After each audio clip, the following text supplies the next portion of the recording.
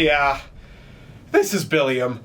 I've lost something and I need to find it again. Lost maintains its status as one of the craziest TV shows ever to grace the small screen. So many have tried to recapture its feeling of unraveling a deep, character-dense mystery, but ultimately none have really succeeded in the same way. The pilot sucker punched network audiences when they were thrown into the wreckage of Oceanic Flight 815, whose survivors were marooned on a mysterious island. At the time, it was the most expensive television pilot ever shot, and its story had the world by storm. Where are we? From there, the series had rapidly evolved. The monster lurking in the shadows is revealed to be a column of black smoke that can see your past. The hatch no one can open is revealed to contain a computer program to save the world. And the group of mysterious other people already living on the island is revealed to have extensive resources, including files on all of our castaways. This mystery box drama was able to keep up a never-ending chain of suspenseful events. Romance, mystery, betrayal, this show seemed to have everything, with each of these characters having a flashback every episode that takes us off the island and into whatever genre fits their backstory, making us understand the characters' behavior and their archetypal role on the island. Despite not at all being a perfect show, Lost has long battled this misconception from much of the audience that the story was just made up as it went along. And although at the beginning of this series I said it wasn't totally inaccurate to say that, but we spent the last two videos over 9 hours examining how that reputation is not at all rooted in the crazy evolving mythology of the show. Behind the scenes, there was a plan for the show's overarching narrative and ending that began to take shape very early on. It was the network who never wanted it to end that required more stories to be created to sustain the show. The network wanted a procedural show that could last forever like Law & Order or Grey's Anatomy, but instead of a legal or medical procedural, it would be a mysterious survival procedural. Island. Everyone has a secret. For a few seasons, Lost had to tread water, coming up with new flashback stories for each of its characters, which had less and less relevant things to say about them, instead of allowing its characters to evolve in a progressing narrative. Yet, in a public battle with the network, Lost's head writers Damon Lindelof and Carlton Cuse had said they'd be leaving the show at the end of the third season if they weren't allowed to end it, and the networks relented. In the spring of 2007, Lost had given the audience a preview for what's to come. As the castaways finally see a direct line of action to leave the island, we're in disbelief the show will finally allow them to do so. But in a bait and switch scene closing out the third season, Lost does a first. We realize the flashback episode we've been watching during the finale is actually a flash forward, a scene taking place off the island after successfully being able to go home. We have to go back! For the first time in years, Lost had signaled to the audience the direction the story would be going. Going into the fourth season, the show had a lot of momentum and electricity and excitement not seen since the first season of the show. Everything finally seemed to be on a steady track for Lost. There was only one issue. All of the writers in Hollywood were planning to go on strike, and the network planned to keep the show going. Yet somehow, during a writer's strike, Lost put out what might be its best season yet. Welcome to Volume 3 of my Lost retrospective series. This was supposed to be the final volume in this project, but as I keep unraveling this series, the greater the scope of this project becomes. I've been working on this basically for the past 3 years, but it feels like I've been working on it for like 13 years, ever since the show ended. The final video in my Lost retrospective series is coming out directly after this one. I really didn't want to have to split it up, and so much of the work is already done. Or just like one Scooby-Doo video, I promise. It'll just be one though, but I'd have to be distracted and start thinking about Scooby-Doo instead of Lost. In 2023, we've had a lot of new information come out about Lost's production history, stuff that I've definitely wanted to take time to shed some light on. It didn't really change the direction of the video series, but what did change the direction of my writing is the fact that this year we also had a writer's writer's strike. The writer's strike that affected Lost was the longest the writers have ever gone on strike, 100 days, but this year's writer's strike was even longer than that. Up until a couple of weeks ago, I was certain this was all going to be one final video. Again, the next video coming out is going to be the final Lost video, unless like Scooby-Doo distracts me, but I fully intend for it to be the next Lost video. In the meantime, if you want to show some support for us finishing this series, please join our membership subscriptions on the YouTube channel. It's something new we're going to be trying out a lot next year. We'll be expanding it out. But you can also like this video, subscribe, and share it with people. I have a lot of really exciting videos planned next year that is going to appeal to both newcomers to the channel and longtime viewers. So please stay tuned for that, and keep in mind, the better each video does, the better the next one gets to be. The way I see it, I'll be the new Mr. Beast in just a couple of months.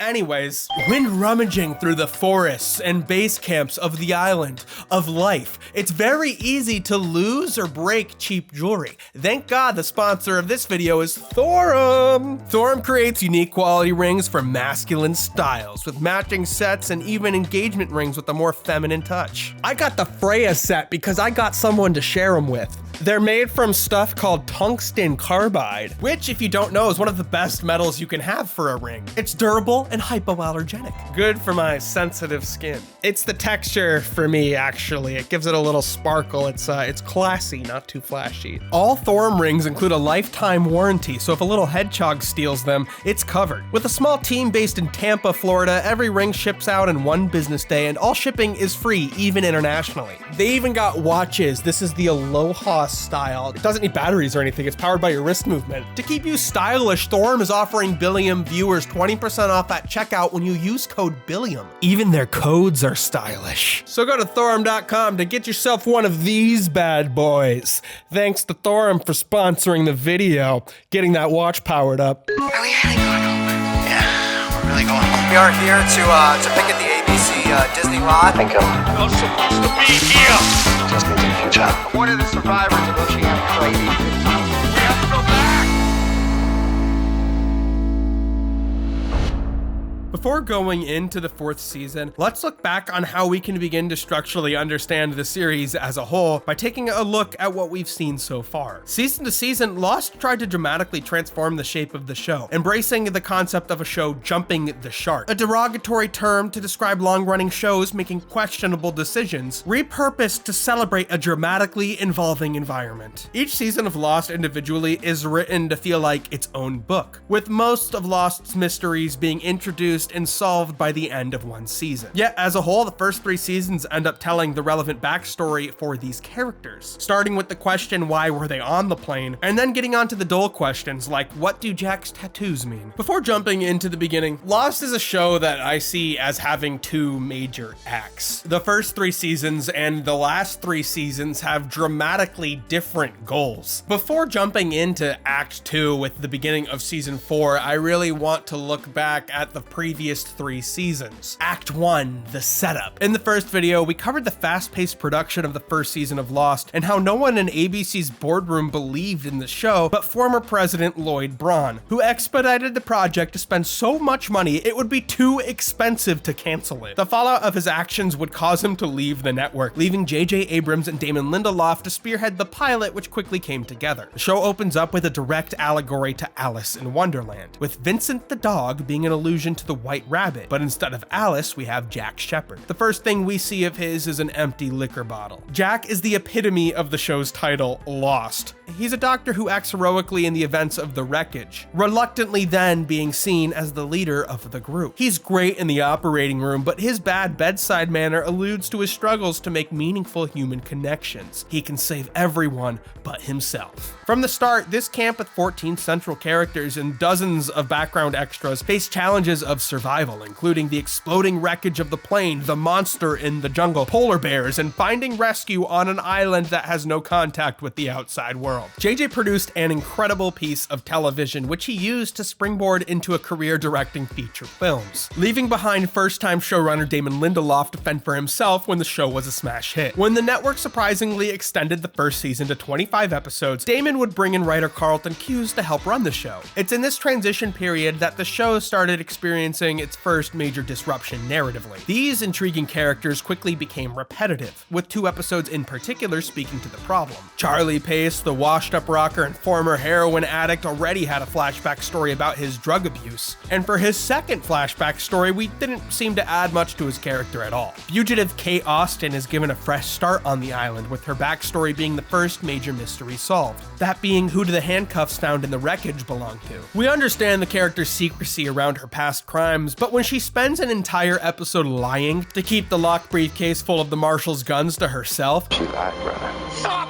lying to me. Tell me the truth. Nominated for a Golden Globe as the best drama series on television. we start to question her reasoning, because her reasoning is revealed to be that she didn't want to let people know she cared about the toy airplane inside the briefcase. In her flashback this episode, she robs a bank security vault to retrieve this plane without ever answering the question, what does the toy airplane mean to her? Suddenly, this character seemed flippant, and the audience was frustrated the existing question of her past crimes weren't answered. Though in season 2, we later learned she killed her abusive stepfather, revealed to be her real father, and the toy airplane belonged to her childhood friend who died while aiding her on the lam. Midway through the season, taking notes out of Survivor, the reality show, Carlton and Damon announced a character would die. One of Lost's castaways would be going home, fired, and none of the actors knew who it was, leading to lots of fake-out deaths, such as a vision of the Valley Girl Shannon being killed by the monster, and Charlie being hung by the violent other Ethan, who kidnaps the young pregnant woman Claire and is later killed by Charlie, leaving us to question who they are and who Ethan is. What the fuck? John Locke, the group hunter, was paralyzed, but somehow found himself healed upon crashing. He grows a spiritual connection to the island and spends the latter half of the season trying to open a concrete hatch he discovers, but cannot open. Though JJ wanted the hatch his mystery box in the pilot, Damon refused to put anything on screen without knowing what was in it first, making its addition midway through the first season a source for a second wind. John believes his destiny is on the island and inside the hatch, and in his exploratory antics, he leads one member of their group, Boone Carlisle, Shannon's brother, to his death. Danielle Rousseau, a crazy woman who's been isolated on the island for 16 years, warns them the others are planning a counterattack on the camp. So the beach camp, speaking to their success as a community, successfully launch a raft to find rescue. And John and Jack put together their heads to find dynamite to open the hatch, to have a place to protect their people. What is this thing? But who will risk it? So how do we open it? The season frustratingly ends on a cliffhanger without revealing the interior of the hatch, but the opening of season 2 would yield the highest viewership the series would get in its entire run, as audiences were excited to see the mystery box open. In the next video, I discussed how over the next 2 seasons, Lost tried to maintain its story indefinitely, while the writer's room were trying to express the feelings that they did not think they had enough story to last indefinitely. The second season tries to satisfy the audience with an exciting reveal of what's inside the hatch. We see much of the inside of it during the first episode, but because the network requested an episode focusing on the character Sawyer, the problematic, sexy Southern con man, for the second episode, the show shifted focus away from the hatch and to the raft currently in the middle of the ocean after being blown up by the others. We're gonna have to take the boy. So while the interior of the hatch is shown, its purpose wouldn't be described until the third episode. Once again, the show's narrative flow was majorly disrupted by studio decision. The funny part is, they ended up scrapping the flashback storyline they wrote for Sawyer anyways. They started shooting it, realized the story was very forced, and ended up writing a redundant flashback story for Michael, who just loosened his son Walt, the psychic boy who's been kidnapped by the others. It reiterates the story of Michael losing custody to underlie how he will betray the group at the end of the season to save his son and leave the island. Next Wednesday. Your buddy ran off into the jungle. Michael, he ain't coming back without his kid. The flashback plays its part within the season, but doesn't do much to add to his backstory. Going to the raft like this ultimately divided the show's attention, leaving it all the way up until the third episode to reveal the hatch's ultimate purpose. The exciting part. 3 episodes of meandering before getting to the exciting part. Why do you find it so hard to believe? Why do you find it so easy? We're can he die? What am I supposed to do? The Hatch is a living quarter built by a group of long-gone people called the Dharma Initiative. When they open it, the Hatch is inhabited by Desmond, a man who has lived on the island for 3 years, having crashed here himself on a sailboat and then stumbling on the job of pushing the button. Every 108 minutes, he has to execute a number sequence for 8, 15, 16, 23, 42 on a computer, so a buildup of energy will discharge, saving the world. A leftover film from the Dharma Initiative explains this was not the Hatch's original purpose, but rather had to be reconstructed for this purpose after an incident happened during construction. One time, Desmond pushed the button a little bit late and the energy discharge crashed their plane. At the end of the season, he successfully discharges the energy once and for all by turning a failsafe key, believing he will be reunited with his girlfriend Penny afterwards, but blowing up the Hatch in the process. Then, when Michael betrays his friends to get his son back and leave the island at the end of season 2, Jack, Kate, and Sawyer are held captive by the others. The third season begins with the show's second major shift, revealing the others to be living comfortably on the island inside a little gated community, while actively preventing our characters from leaving the island. We know exactly who you are, Jack Shepherd. Tell me where my friends are! Yet, despite the exciting inclusion of the sociopathic and manipulative Ben Linus as the leader of the others, and the cunning Juliet, a medical researcher who has been held on the island against her will by the others to solve an unsolvable problem, the beginning of season 3 feature what I think is Lost's singular worst run of episodes. I even think the worst Lost episodes are still pretty good, but the plot here just drags. This wasn't only a result of the show's budget being blown in its early episodes and reserved for later season episodes, but because the show's writers were getting ready to throw in the towel and hand off the never-ending island story to new lead writers. They had to kill off fan favorite character Mr. Echo because the actor who played him, Adewale Akinyaye Agbaje, didn't want to be on the show anymore, and every other flashback story just served to remind the audience that Lost was just trying to sustain itself for the purpose of sustaining itself. Actors who were once champions of the show like Naveen Andrews, who plays the romantic yet violent Saeed Jarrah, began to criticize the show for stunting his character. Saeed was trapped and unable to grow from his violent past as an Iraqi torturer, especially after the castaways clashed with other survivors of the plane crash, leading to the accidental death of Shannon, who had become Saeed's love interest. It wasn't until the audience started leaving when season 3 came back to air that the network finally sat Damon and Carlton down and agreed to allow them to end the show. And with this new momentum, the back half of season 3 makes for a great run of episodes, marking some major character milestones. These character milestones really round out the ending of this first act and really speaks to the communal power of the beach camp and the effect all of these characters have been able to have on each other. The lovable Hurley felt like he successfully overcame his anxiety and his belief that he was cursed by the same set of numbers he won the lottery with. The same numbers in the computer sequence. 4, 8, 15, 16, 23, 42. Sun and Jin, the Korean couple working through their traumatic past to find love again, find out they're having a baby. Okay, Sawyer, I need a pregnancy test. Lost. Though we also learn that because the baby was conceived on the island, Sun is at risk of dying, which is why the others kidnapped Claire. They were trying to save her. But since she successfully gave birth at the end of season 1 with the help of Kate, the others figure out that pregnant women only die if they conceive on the island. John Locke is challenged by his destiny and is told by the others that he is supposed to become their leader, which Ben resents. John is told to kill his father, the man who conned him out of his kidney. He's afraid to do it, but when he learns his father is also responsible for conning Sawyer's parents, John realizes Sawyer has been looking for his dad. Sawyer's been on a revenge mission for much of his life, and by killing the man that represents his anger, the man he stole the name Sawyer from, he's able to begin building meaningful human connection, but only after being such an antagonizing force to the rest of the group. John decides to follow his destiny and lead the others, where he learns Ben was challenged similarly to John, having to kill his father in the rest of the Dharma Initiative, where Ben is revealed to have come from. Ben betrayed the Dharma Initiative to become a member of the others, who successfully won a war against them. The island has a deep history slowly becoming unveiled, such as learning that 16 years ago, Benjamin Linus kidnapped and adopted the daughter of Danielle Rousseau, a teenage daughter who now hates her adoptive father, finally reunited with her mother at the end of season Season 3.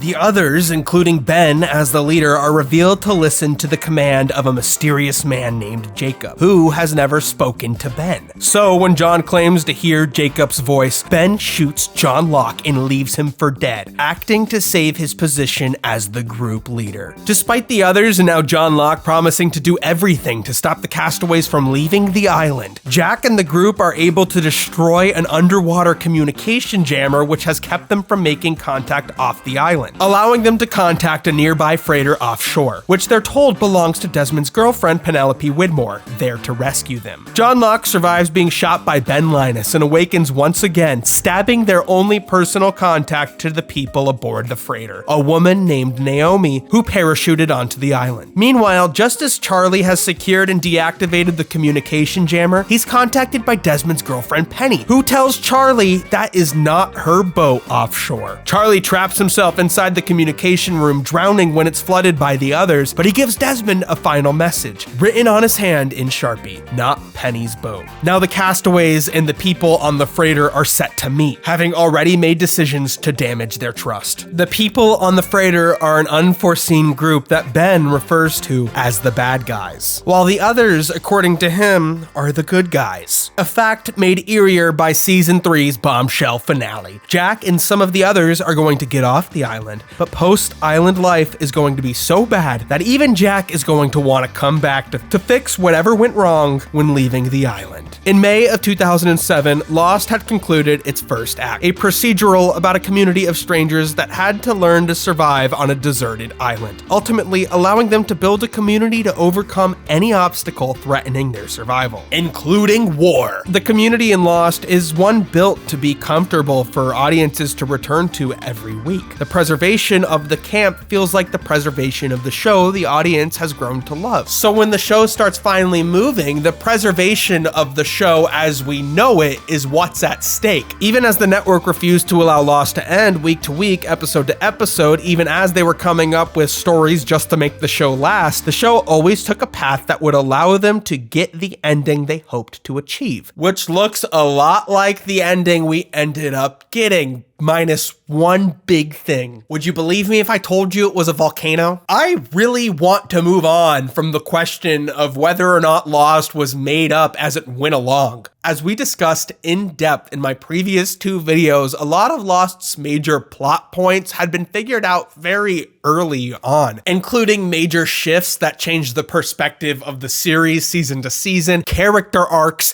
and even the ending itself. By the time I'm done with this series, the question of whether or not Lost was made up as it went along will unequivocally be out of vogue. I'm a trendsetter, a fact finder. It was not made up as it went along, and to say it was completely disregards the fact that there's no example of something that wasn't made up as it went along. And to say it was made up as it went along is to beg the question, what wasn't? You can plan things out as much as you want, but things will change as you make different decisions along the way. This is true for Tolkien, George Lucas, Homer. I think it's really important to move on from this question because while it is interesting historically to kind of dissect why certain decisions were made in the show's final story, I also think it's very interesting to discuss the final story as it's written. Like those fake out deaths played into the public's knowledge that they intended to kill off a character in the first season. And fans of the show and critics noted Charlie and Shannon's fake out deaths as feeling very cheap because of it. But if you watch the show without that context, those fake out deaths foreshadow the fact that Shannon and Charlie are the only members of the original cast to die before they leave the island. I've had to get over a lot of cynicism in myself to even appreciate small story beats like that. And as we move forward and I continue to point out Lost's use of foreshadowing,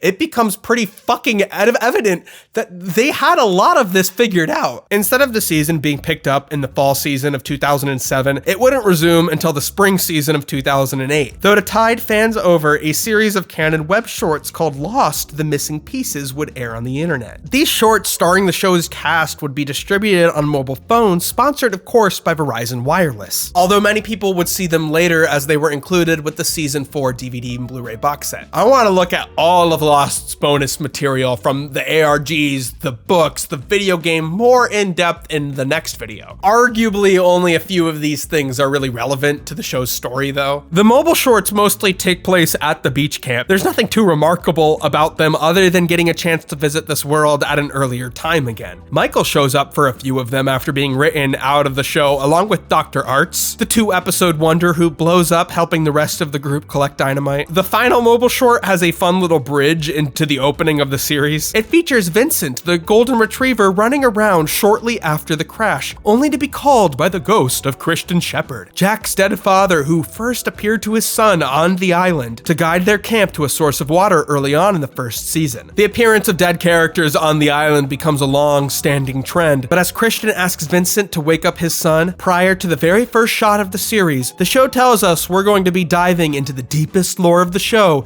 very soon. Seeing the last 3 seasons as a different act than the first 3 seasons doesn't just differentiate its points in the story. Rather, I like describing it this way because it differentiates the fact that the first 3 seasons and the last 3 seasons kind of had different goals. When the Lost writers negotiated an end date 3 years ahead of time in May of 2010, it was an unprecedented deal announced after 3 long seasons of Lost. For a proper ending, Damon and Carlton had pitched 2 more seasons totaling 48 episodes. But instead of 2 24-episode seasons, the network recommended 3 16-episode seasons, meaning they would be given more time for the same number of episodes. Shorter seasons airing less frequently to aim for a higher quality is a model that already existed before Lost, but it's become the norm today. Though by today's standards, a 16-episode season would be very long. Unlike a lot of modern shows, Lost already had a healthy run of 72 episodes, longer than many of the shows that Lost is often compared to amongst the rankings of modern prestige television. Lost Act 2, seasons 4 to 6, is like a prestige reboot of a procedural drama. Lost is a show that a lot of people see as bringing in a golden era of TV, but I think to view it that way really minimizes how interesting creatively it is, as well as minimizes other shows to air before Lost. TV critic Alan Siepenwald says the modernly viewed golden age of TV started to develop around 1997, 7 years before Lost. Lost came into TV at a time when dramas such as The Sopranos and Oz were already established as game changers on premium cable. Meanwhile, the networks had been home to the same basic procedurals, medical shows, cop shows, even genre hits like Buffy the Vampire Slayer or The X-Files could easily fit into that procedural mold. You can't ignore the impact all of those shows made because Lost had creative people who worked on all of those shows. To me, Lost doesn't represent any era in TV. It represents a transition. Its creation came from a push and pull between the networks who wanted a procedural that could run forever and the evolving TV landscape around Lost that infiltrated the writer's room and forced the show to change. The last 3 seasons end up telling a much more focused story, not only when it comes to the seasonal arcs, but also as it relates to the series narrative holistically. The evolving quality of Lost came from a place and time, and the end result is entirely because of the evolving nature of television surrounding it. It makes for a unique experience that has never really been able to be replicated because how could you try to recreate that environment? As we go into season 4, act 2, Lost has finally found a clear direction in where it was going. Except halfway into the season's production, the Writers Guild of America went on strike and Lost had to continue filming, as the season had already started airing without its writers. But I promise you, when I say the season was better for it, and no, they are not dead. I've lost a black bag. I threw it out thinking I didn't want what was inside of it, but once I didn't have it anymore, I had to look for it again. I thought I brought it home with me, but somewhere along the way, it got swapped with this bag. I have enough of this. Lucky for me, this bag has a tracker. The only problem is where it is.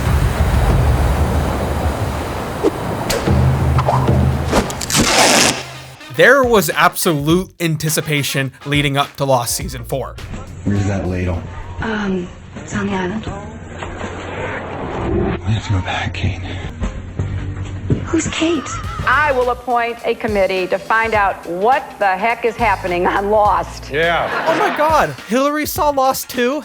Name 5 Dharma stations. Lost had secured its end date and had announced it to the public. And narratively, the first flashback at the end of season 3 created a lot of new tension, moving away from wondering what's going to happen next and more into the inevitability of it happening. The flash forwards are very much in the spirit of the show's pilot episode, which starts after the plane crash. That way, every single flashback to the flight is inherently tense because we know what's going to happen. The inevitable is tension, and it becomes a very fitting way to continue Lost's out-of-order storytelling. Thematically, destiny is always a force acting within the characters' lives, but now to see their future is to see a piece of their true destiny, powerful and unavoidable. It's Jeopardy-style Lost, giving us the answer first. They do get off the island, and leaving the question, how do they get off the island and why is everything going wrong, for later. It's just a slightly different goal than the flashbacks, trying to layer the dramatic irony between the characters' actions on the island and their regrets once they get off the island. The fate of Lost seemed to be secured. It was just a matter of waiting for the final seasons to air. But in late 2007, Destiny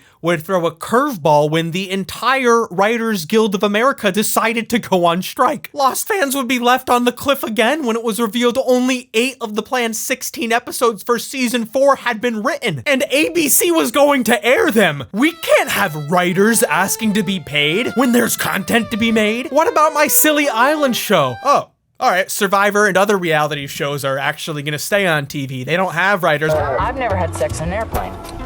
I have. But what about my really silly island show? The audience was gonna get their content, upsetting cliffhanger or not. So nobody knew what was going to happen after season 4, episode 8. Nonetheless, the show went on with season 4, episode 1, the beginning of the end. I can't believe I'm actually going to have my baby in a hospital.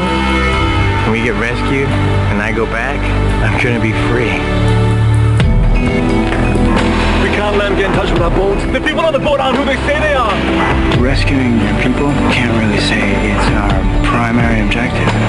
Then what is? The first episode has an opening scene, which is a wonderfully quick spin on the beginning of the last 2 seasons. Season 2 opens up inside the hatch, and the audience is not supposed to know the location is inside the hatch. They think it's off of the island. Same for the opening of season 3, which opens inside the Others gated housing community on the north side of the island. Its very first reveal. Season 4 opens up with a pile of fruit in front of a tropical photo backdrop. Are we on the island? No, it's immediately hit by a car in the middle of a chase with the police. We are definitely off the island. We don't know it's Hurley yet, but he's recklessly driving the car he fixed up with his father. For the first time in the show's history, another character is the first featured character in the off-island storyline this season. Hurley steps out of the car and is arrested immediately while trying to escape. Under the stress and pressure of the police, he screams, I'm one of the Oceanic Six!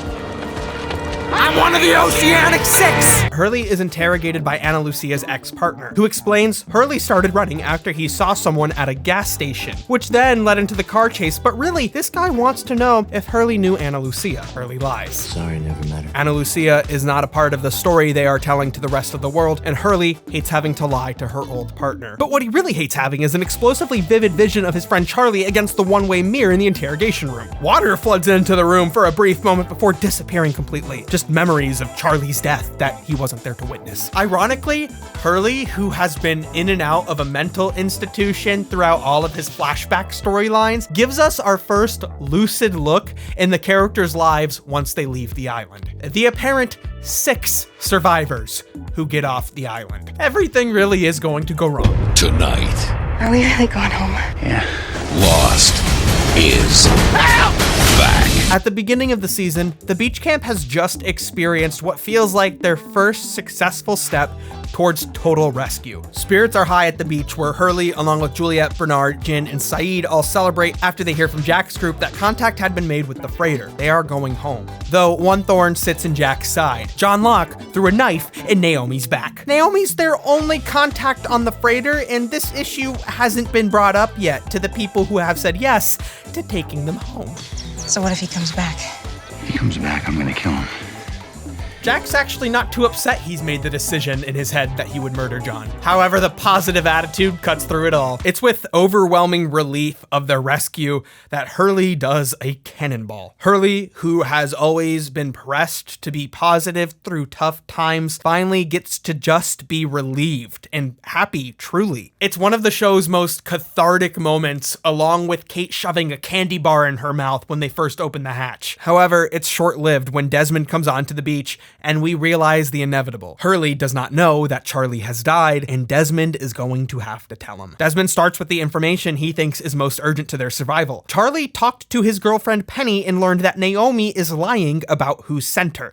It's not Penny's boat. Everyone tries to continue to argue about what to do next, but after learning about Charlie, Hurley believes they need to be making big decisions and communicating with the freighter as an entire group. He takes charge of the situation, saying they need to go meet up with Jack. And when we see Jack's group again, we have another realization. Claire doesn't know. But everyone up here knows that the real hero is your man, Claire. So you better make sure you treat him real good when we get back.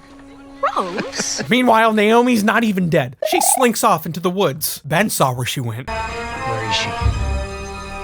But he's not gonna tell. Especially not after Jack called the boat when he explicitly asked him not to. I love Ben, this guy, just side-eyeing Jack and Kate. Like, he knows Jack and Juliet are kissing, and he's probably thinking, aren't Kate and Sawyer kissing? Curious. Once again, his judgment is a perfect audience surrogate. Kate and Jack argue about which way Naomi went. Kate insists she knows, but Jack's like, nah, somebody else told me something else, so I'm gonna trust them instead. And Jack takes Ben along with him because he doesn't trust Ben with anyone else. So Jack's letting us know he's making 2 swings at having good intuition. When Jack realizes they went the wrong way, strike 1. Ben is so happy to tell Jack that Kate actually pickpocketed his phone and went the correct way. Ben and Jack have an underrated dynamic. Jack and Ben are both characters who we kind of like to see fall frequently. They both have egos and they both love rubbing it in when they get the chance. It's so petty. Ben is just too happy to tell him that he got jebaited by Kate. And now we go back to Kate and we get the beautifully tense moment of her having to answer the satellite phone. This show's character writing is just always on point. I love how we get to genuinely share the feeling of anxiety with Kate as she watches the satellite phone ring and actually tries to pick it up. She does not have the fidelity to bullshit this situation until she finds Naomi. She answers the phone, hears one word, and then immediately hangs up. She doesn't even try. I love it. Naomi ambushes her. After all, Locke threw a knife in her back, and Kate has to try to explain to her that they're not aligned with this person who they were also on the plane with. Kate allows her to call the ship, but Naomi only has enough life in her to ask them to tell her sister that she loves her, and then she dies. The entire group travels to rendezvous at the crash site of the cockpit in the middle of the woods. Sawyer, having become friendlier with Hurley, tries to directly ask him about how he's processing Charlie's death. He knows they were close, and maybe it's just too soon, but Hurley does not want to talk about it, at least not with Sawyer. Walking away, Hurley gets loosened from the group. He starts running around trying to find people, and he comes across Jacob's cabin, or at least the building that Ben said was Jacob's cabin, and then it moves right before his eyes. He runs away, slamming into a John Locke jump scare. Scary. Charlie's sacrifice and final warning, not Penny's boat, is easily Lost's most iconic death scene. And in true Lost fashion, the remaining characters are left to argue over this vague statement made by somebody who's no longer alive. Not Penny's boat. Are you sure that's what Charlie wrote on his hand? Jack should never have called those people. I couldn't agree more. John argued for a whole season with people over the button-having, computer-holding hatch, and now he wants to tell others what to believe. He wants to lead. When John hears the news of Charlie's death, he sees it as an opportunity. Because if we can't talk him out of it, then Charlie died for nothing. Sure, he's upset, but he also needs to recruit for his pro-island life. Soon, most everyone has met up near the cockpit, and we see Claire and immediately recognize she's looking for Charlie. He's not around, and by the time Hurley walks up to her, she must already be thinking it. But Hurley confirms it for her nonetheless. Charlie is dead. He's dead. It is a heartbreaking interaction interrupted by the episode's flash-forward narrative. Hurley returns to Santa Rosa, the mental health institute, which he's been in and out of on the off-island storylines throughout the whole show. Somebody tells Hurley he's being watched, and he looks over and sees Charlie. Hurley's nervous. He wants to run like he did earlier in the store, as Charlie explains. But he's able to convince Hurley he is actually with him, and they need to talk. Okay, prove it. Able to overcome the stress of witnessing his dead friend, Hurley is able to ask Charlie a question that had been hanging over his head. Did you know you were going to die? Charlie says yes, he did, and he didn't want to tell Hurley because Charlie truly believed he had to die. And Hurley agrees he would have stopped him. Though Hurley is unable to really understand or appreciate that his dear friend who has died is sitting right in front of him, when Charlie tells Hurley that he has to go back to the island, Hurley rejects Charlie as another premonition of his fractured mental psyche. They need you. They need you, Hugo. You know they need you. Charlie disappears. When Jack sees John at the group rendezvous, he attacks him and takes his gun. John tries to calm him down, believing Jack would never really hurt him, but Jack pulls the fucking trigger. The sadness John communicates when he realizes his apparent friend would have killed him is incredible. It's not loaded. Jack is pulled off and the group gets down to the brass tacks of the situation. The freighter people are not who they say they are, and may not be there to rescue them. Kate enters the scene confirming Naomi's death, making their pre-introduction to the freighter people very rocky. Jack wants to take people to the beach and wait to make contact for an easy rescue, while John wants to take people to the barracks, the housing community abandoned by the others. Jack cannot believe people will go with John. No one's going anywhere with you, John. Because they're not crazy. He's not crazy. But Hurley, Jack's strongest supporter as a leader, is choosing to go with him. John has gotten through to him. This is what Charlie would have wanted. This is a devastating moment for Jack. Hurley has easily been Jack's closest confidant and friend, really. But now Hurley has created this integral opening for people who are nervous about the freighter. He carries a lot of credibility with him. Hurley's got big pull on the island. Scurries of conversation pass as the group awkwardly makes their decisions, sort of one by one. The wide angle brings attention to how truly awkward the fracture of the group is. It is not a big dramatic climax. It is a series of individual personal decisions all being made at once. Jack takes a group to the beach, being Sun, Jin, Juliet, Saeed, Desmond, and finally Kate, but she can never stay in one place for too long. Rose and Bernard do not pick sides, but they hate John, so they stay with the beach camp, and then so many randos go with Jack. What's their thought process? All these background characters that have been there since the beginning of the show. What are they thinking in this moment? John's group are gonna go to the barracks, and with them he takes Hurley, Claire, Ben, who asks Jack if he could go with John, Sawyer, Rousseau, her daughter Alex, Alex's boyfriend Carl, and so many of these randos. Why are they going to the barracks with John? What do they have to be afraid of? This was considered to be a pretty definitive episode in Jorge Garcia's portrayal of Hurley, with plenty of critics noting the strength of the performance. Kristen Dos Santos with E! Online told Jorge Garcia, "This was a fantastic episode. You knocked it out of the park. I laughed when you cannonballed. I cried when you broke the news to Claire. Your performance was better than ever, and I know the fans loved it." When Jack comes to visit Hurley after seeing him on the news, Hurley is not the same warm, advising friend to Jack he once was. He proceeds with caution. Seeing Hurley on the news made him nervous. Jack even jokes about growing a beard. Thinking about growing a beard. Don't joke about that, Jack. Jack can't even manage to stay to finish the game of horse with Hurley. They get to HO, then Jack leaves, cause he's a hoe. As Jack's leaving, Hurley tells him that they weren't supposed to leave the island. I think it wants us to come back. Hurley. It's gonna do everything it can. We're never going back.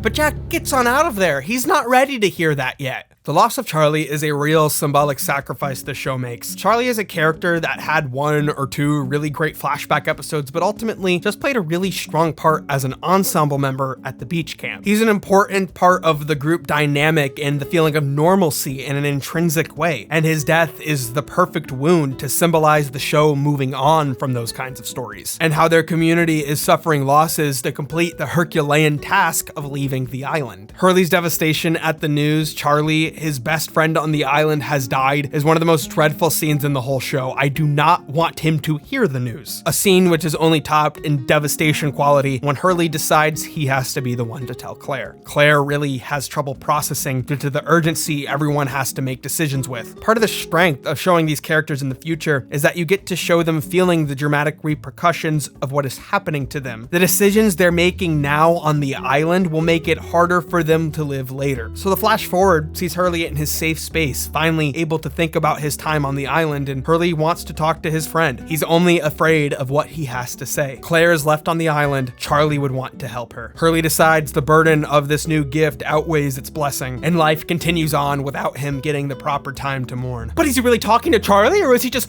crazy? Charlie is a character that's been fundamental to the show since its start, being the only character alongside Kate to be featured in both expeditions featured in the pilot episode. It's a thematic book ending to the show's first act to sacrifice him. Jack, Kate, and Charlie went to the cockpit of the plane to locate the pilot, and now, after their group has been fractured, Jack and Kate take a moment to think about how far they've all come and what they've lost. In the same exact place they first got to know Charlie. The mission in the very first episode, to find the pilot of the airplane and discover what happened during the flight, was their first failed path to rescue. The monster claimed Oceanic 815's pilot slurped him right out of the cockpit in the first episode. Now, in that very same location, a helicopter flies right over Jack and Kate's heads. Amongst the turbulence, somebody jumps. Through the trees, they're able to track down the guy who jumped from the helicopter. Are you Jack? After so many fruitless attempts, is this their rescue? Despite Lost's post-island future being revealed, the show will still take opportunities to flash back when it feels like it has an interesting or important part of its narrative to tell. 2-hour premiere event. Every single living person on this island will be killed. The most anticipated premiere of the season is here.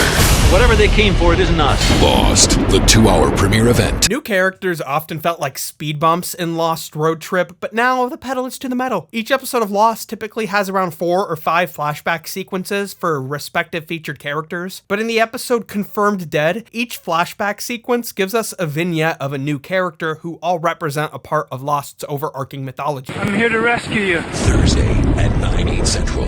Whether you're a fan or just started, it's not too late to get lost. As Naomi told us, Oceanic 815 was found at the bottom of the ocean and everyone died. At least that's what the world believes. It's a red herring. A red herring for the world of the show and a red herring for the audience. Many of whom insisted the characters were dead the entire time, which they are not, I promise. Oceanic 815.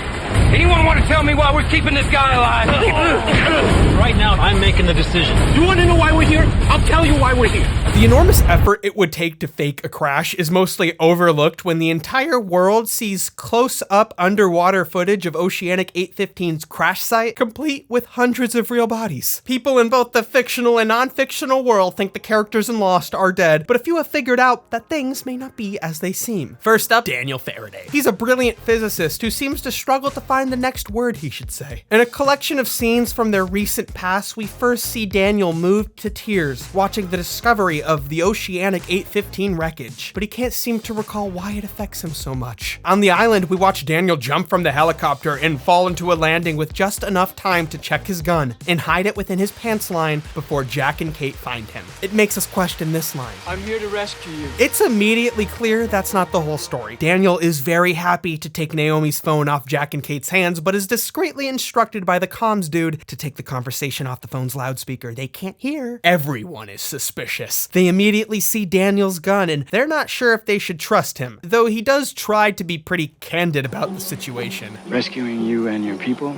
can't really say it's our primary objective. As candid as he can be without complicating the current safety of himself and his crew. It's Miles. In the next flashback sequence, we meet Miles Strom, Ghost Whisperer. Whoa, isn't that? Yes, it's Admiral Zhao from the yet-to-be-released Netflix live-action Avatar: The Last Airbender show. Whoa! Like the others, Miles is just living life as the world turns its attention to news about 815's discovery, though he turns off his car radio once he arrives at the house. He's got better things to do. This woman wants help with her dead grandson. You told me 100 on that. Was before my buddy at the police station told me your grandson was murdered. Oh, is he a psychic? Oh my god, that's Keroppi. Keroppi's in Lost. I can't talk about how happy I am to see Keroppi in Lost. I gotta keep this video under 10 minutes. Can you believe I didn't connect how Miles and Hurley's apparent conversation with the dead happen a single episode apart? Is Hurley really communicating with the dead? I'll tell you, yes, he is. I'm sorry if that's a spoiler. But it's immediately evident that Miles is without a doubt somehow able to get new information from this woman's dead relative. He locates some hidden cash, presumably from this kid's tragic drug dealing career. But with the long shot score successfully bagged, Miles chooses to refund the grandmother's money. A morally gray character for sure, seems a little loosened in life. When Daniel, Jack, and Kate come across Miles' unconscious body, surprise, he's not unconscious. Miles wants to know where Naomi is. You remember when she said, "Tell my sister I love her"?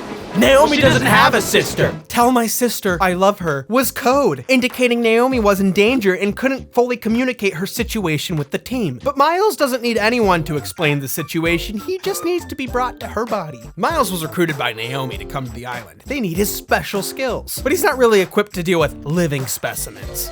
I'm Daniel Faraday, and this is Miles. Don't tell him my last name. Through locating the body, Miles figures out Naomi was in fact killed by John Locke, and here's enough to believe Kate and Jack to not be responsible for Naomi's death. Jack winks at Kate. Oh, okay, I don't really know what that's about. But he does not relent his aggressive attitude. He likes holding a gun. He wants to be in charge. Put the guns down.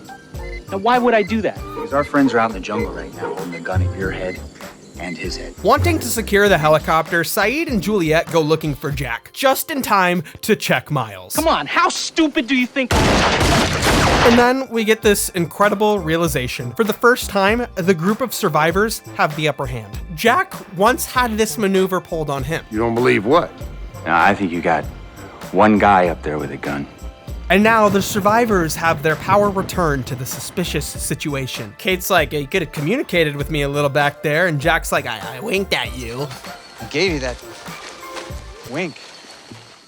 Meanwhile, the newly appointed self-conscious leader, John Locke, needs to take his people on a detour. John wants to find Jacob's cabin, a location Ben took him to just a few episodes ago in the later parts of season 3. Hurley has actually seen it, but only Ben is able to realize this. John just aimlessly looks for guidance from someone he's never met. He has no idea what he's doing, and when John was spoken to by Jacob instead of Ben, Ben shot John, trying to kill him. John is clearly having trouble figuring out what to do, but he's confident about what he has to do. He shot you, yet here you are, fit as a fiddle, tromping through the jungle.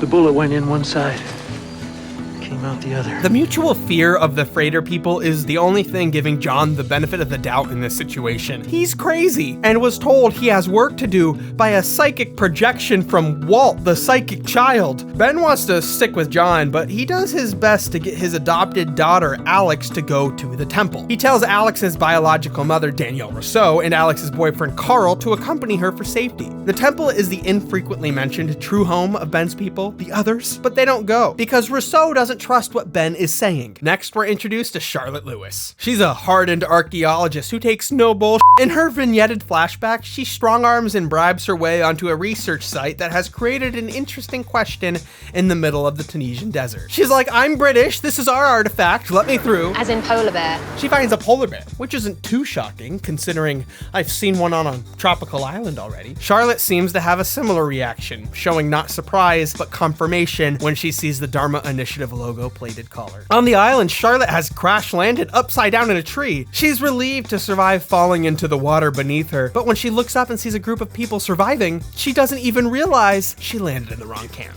John Locke's camp. Hi. Hi yourself. The addition of Charlotte to his group quickly becomes a part of John's survival strategy, which starts to make people question how significant the threat Charlotte's people actually possess is. Can they be crazier than John? How's she gonna be valuable? It means it's a hostage, love.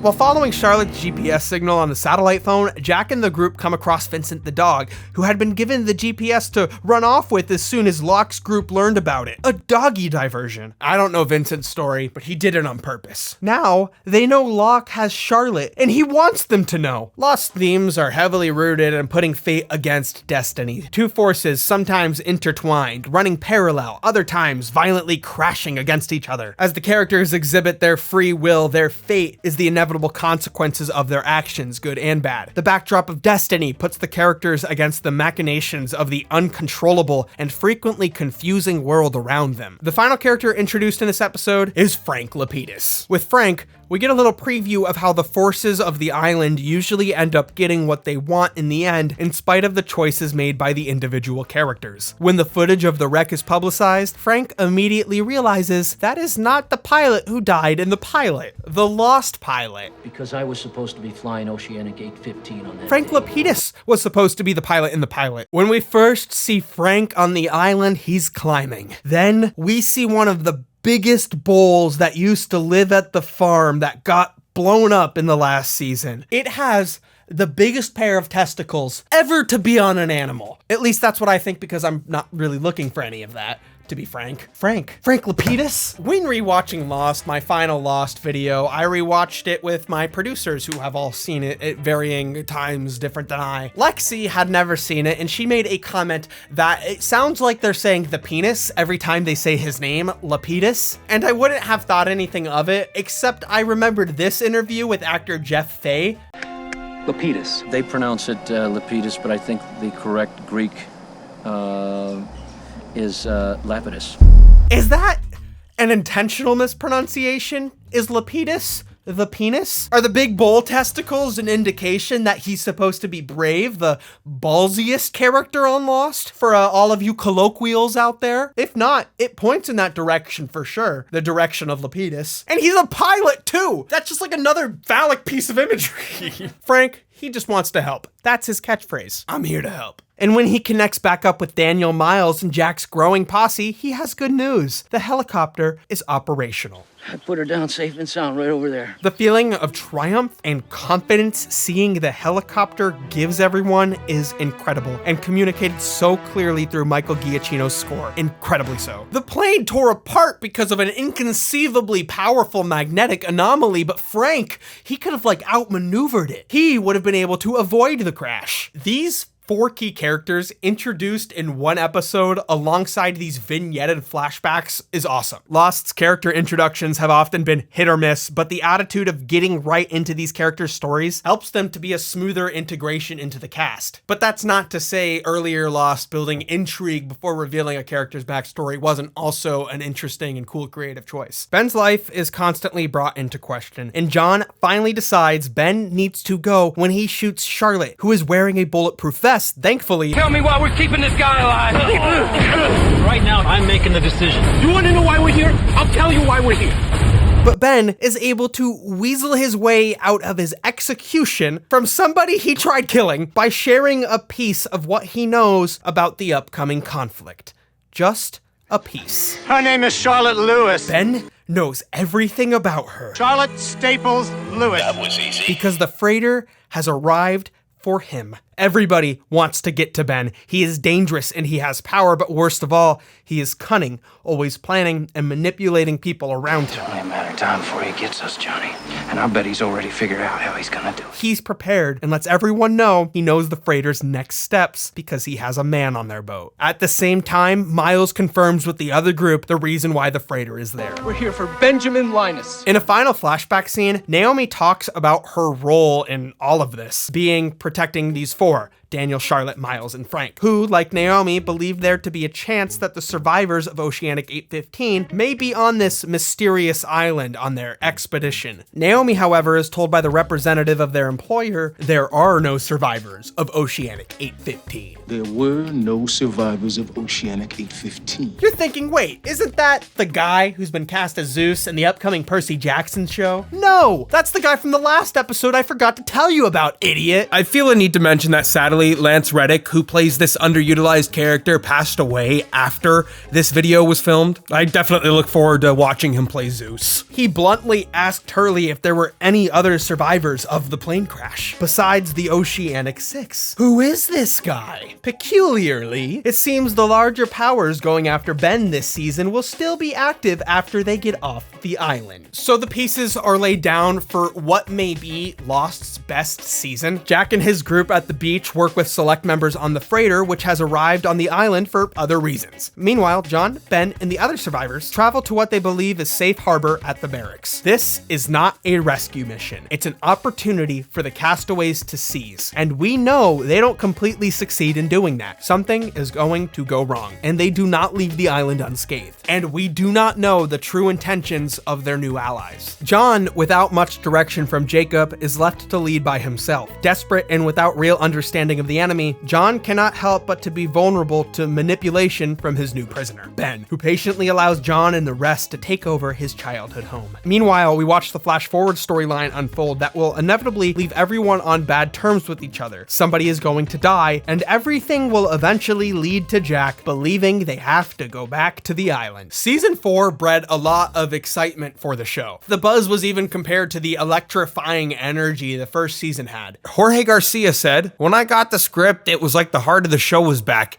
And even more than that, I felt like as soon as we all got our scripts for that premiere, that sense of, oh my God, did you read it? Or did you get the next script was back. Just like we were back in season 1, we couldn't wait for the next script." Despite the writer's strike, it was clear the story was heading in the right direction for its narrative, not for the characters. It was going very bad places for the characters.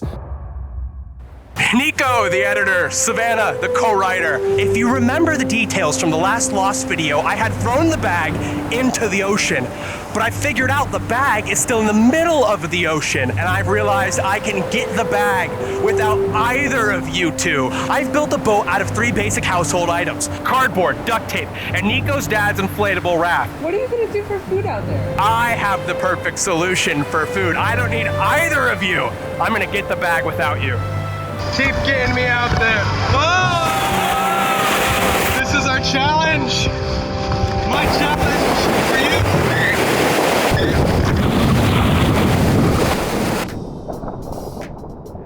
The decision to flash forward to the characters' futures not only provides new horizons for the character stories to go, but it also functions as a guarantee to the audience that this push to leave the island after years on the air doing exactly that is going to work. The paradox presented in the flash forwards is all the characters find themselves more lost than ever before after they leave the island. Well, Hurley's flash forward storyline is the first episode of season 4. The first chapter of the flash forward saga is actually told at the end of season 3. In the final scene, the audience learns not only will certain characters inevitably get off the island, but just as significantly, they may be going back.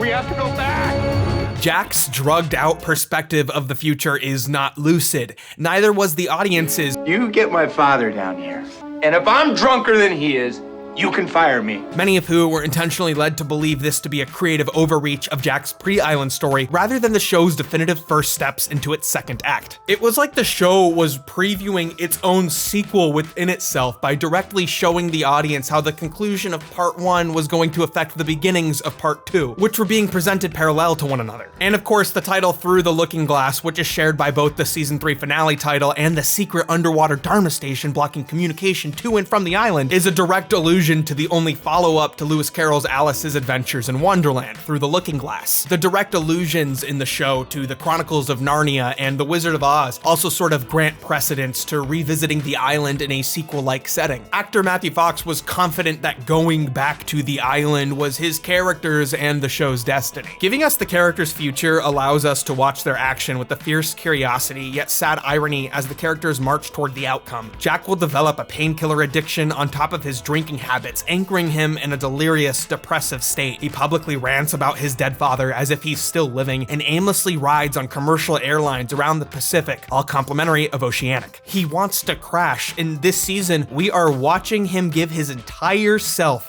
to crashing. This not entirely successful push to get his people off the island will leave him feeling more lost than ever before. Okay, so I know I just used the word lost, a noun referring to the show Lost, as a verb. I've been trying to lobby for the new verb loosened to be included in the English language just to avoid confusion. What I'm trying to say is after they get off the island, Jack will feel more loosened than ever before, as will the other Oceanic 6. Some Oceanic 15 survivors will fight to stay on the island. Others will make a desperate attempt to flee. I believe he can get us off this island.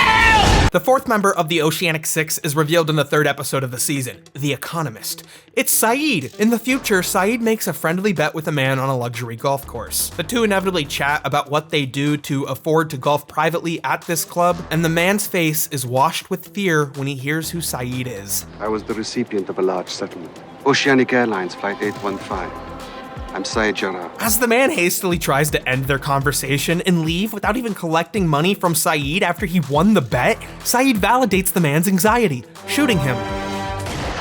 What an inventive way to get a hole-in-one. A couple of holes-in-one. Seems Saeed might fall into some violent old habits after he leaves the island. But who is he going after? Golfers? Perhaps this beautiful woman Elsa is his next target. Or is this hopeless romantic just falling in love with someone he'll hurt again? One of Lost's biggest themes is letting go, so I don't think they should be able to include a character named Elsa. Look at Saeed, so naturally the little spoon. A lethal little spoon, fitting so nicely into a new genre for Lost flashbacks. A sort of spy thriller. On the island, the tension between the camps and the freighter folk is immediate. Still, Saeed is the person to take a moment to close Naomi's eyes, being the first one to truly connect with the loss of her life. He reads the inscription written in her bracelet. It was clearly gifted to her by a romantic partner, no doubt reminding Saeed of the romantic partners he has loosened over the course of the show. See, don't we connect with the character's struggles a little bit more when we use the word loosened? Working with a deal made by Frank Lapidus, Saeed, Kate, and Miles plan to go to the barracks to rescue Charlotte from Locke's camp. One of these yahoos took Charlotte prisoner. I can bring her back safely. If Saeed returns with Charlotte unharmed, Frank will take Saeed to the freighter. Of course, Saeed welcomes Miles on the trip. He's just polite like that. You think you're going after Charlotte without me? Of course not.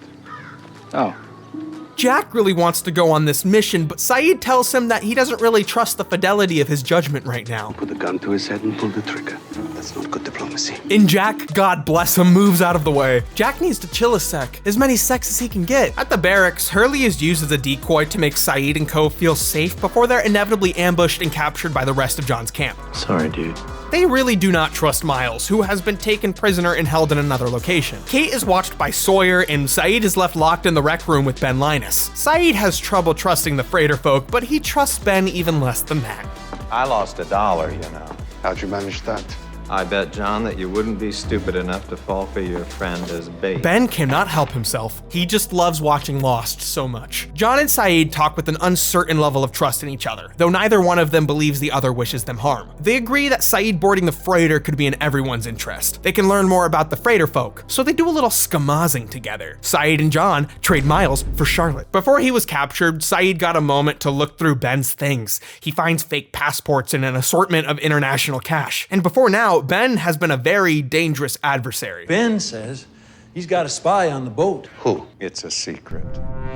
The day I start trusting him is the day I would have sold my soul. Amongst all the lies and half-truths from the freighter folk, Saeed makes sure John knows that he believes Ben is the most untrustworthy player in this game. Kate decides to stay with Sawyer, and Saeed and Charlotte probably had a very awkward walk back to the helicopter together. The show doesn't even show it, it's so awkward. What the hell did they even talk about? We're walking this way? When Saeed returns, he informs Jack that Kate has stayed with Sawyer, and we watch the fidelity of Jack's judgment continue to dwindle. All that time chilling for nothing. Despite betraying the spirit of their agreement, Frank Lapidus agrees to take Saeed to the freighter. You cheated. Did I? Yes, you did. Lucky for you, that guy's nothing but a pain in my ass. He don't like Miles too much anyways. Off the island, Saeed is fighting for his own peace, but we see in his post-island future, that day may never come. Elsa and Saeed spend a lot of time together in Germany. She's his mission, though he can't help but to fall in love with this person he's spending all his time with, making passionate love to, like they've discovered their own little piece of heaven. He's a romantic and just can't help it. First of all, that's a skill issue, Saeed. You do not be the little spoon with somebody you gotta kill, regardless of how natural it is to you. Second of all, you're only supposed to be interested in her boss, the quote, international economist. That's the title of the episode. Elsa only has to work for him when he comes into town and pages her. And now he's in town and paging her. Saeed tries to protect Elsa from watching him murder her boss, but she quickly figures out his whole story and shoots him. Skill issue, Saeed. We knew you'd be facing a bunch of skill issues this episode when you pronounced espresso as espresso earlier in the episode. Could I have an espresso, please? Have you never played Animal Crossing? Rossetti yelled at me about that once. Saeed Saeed lives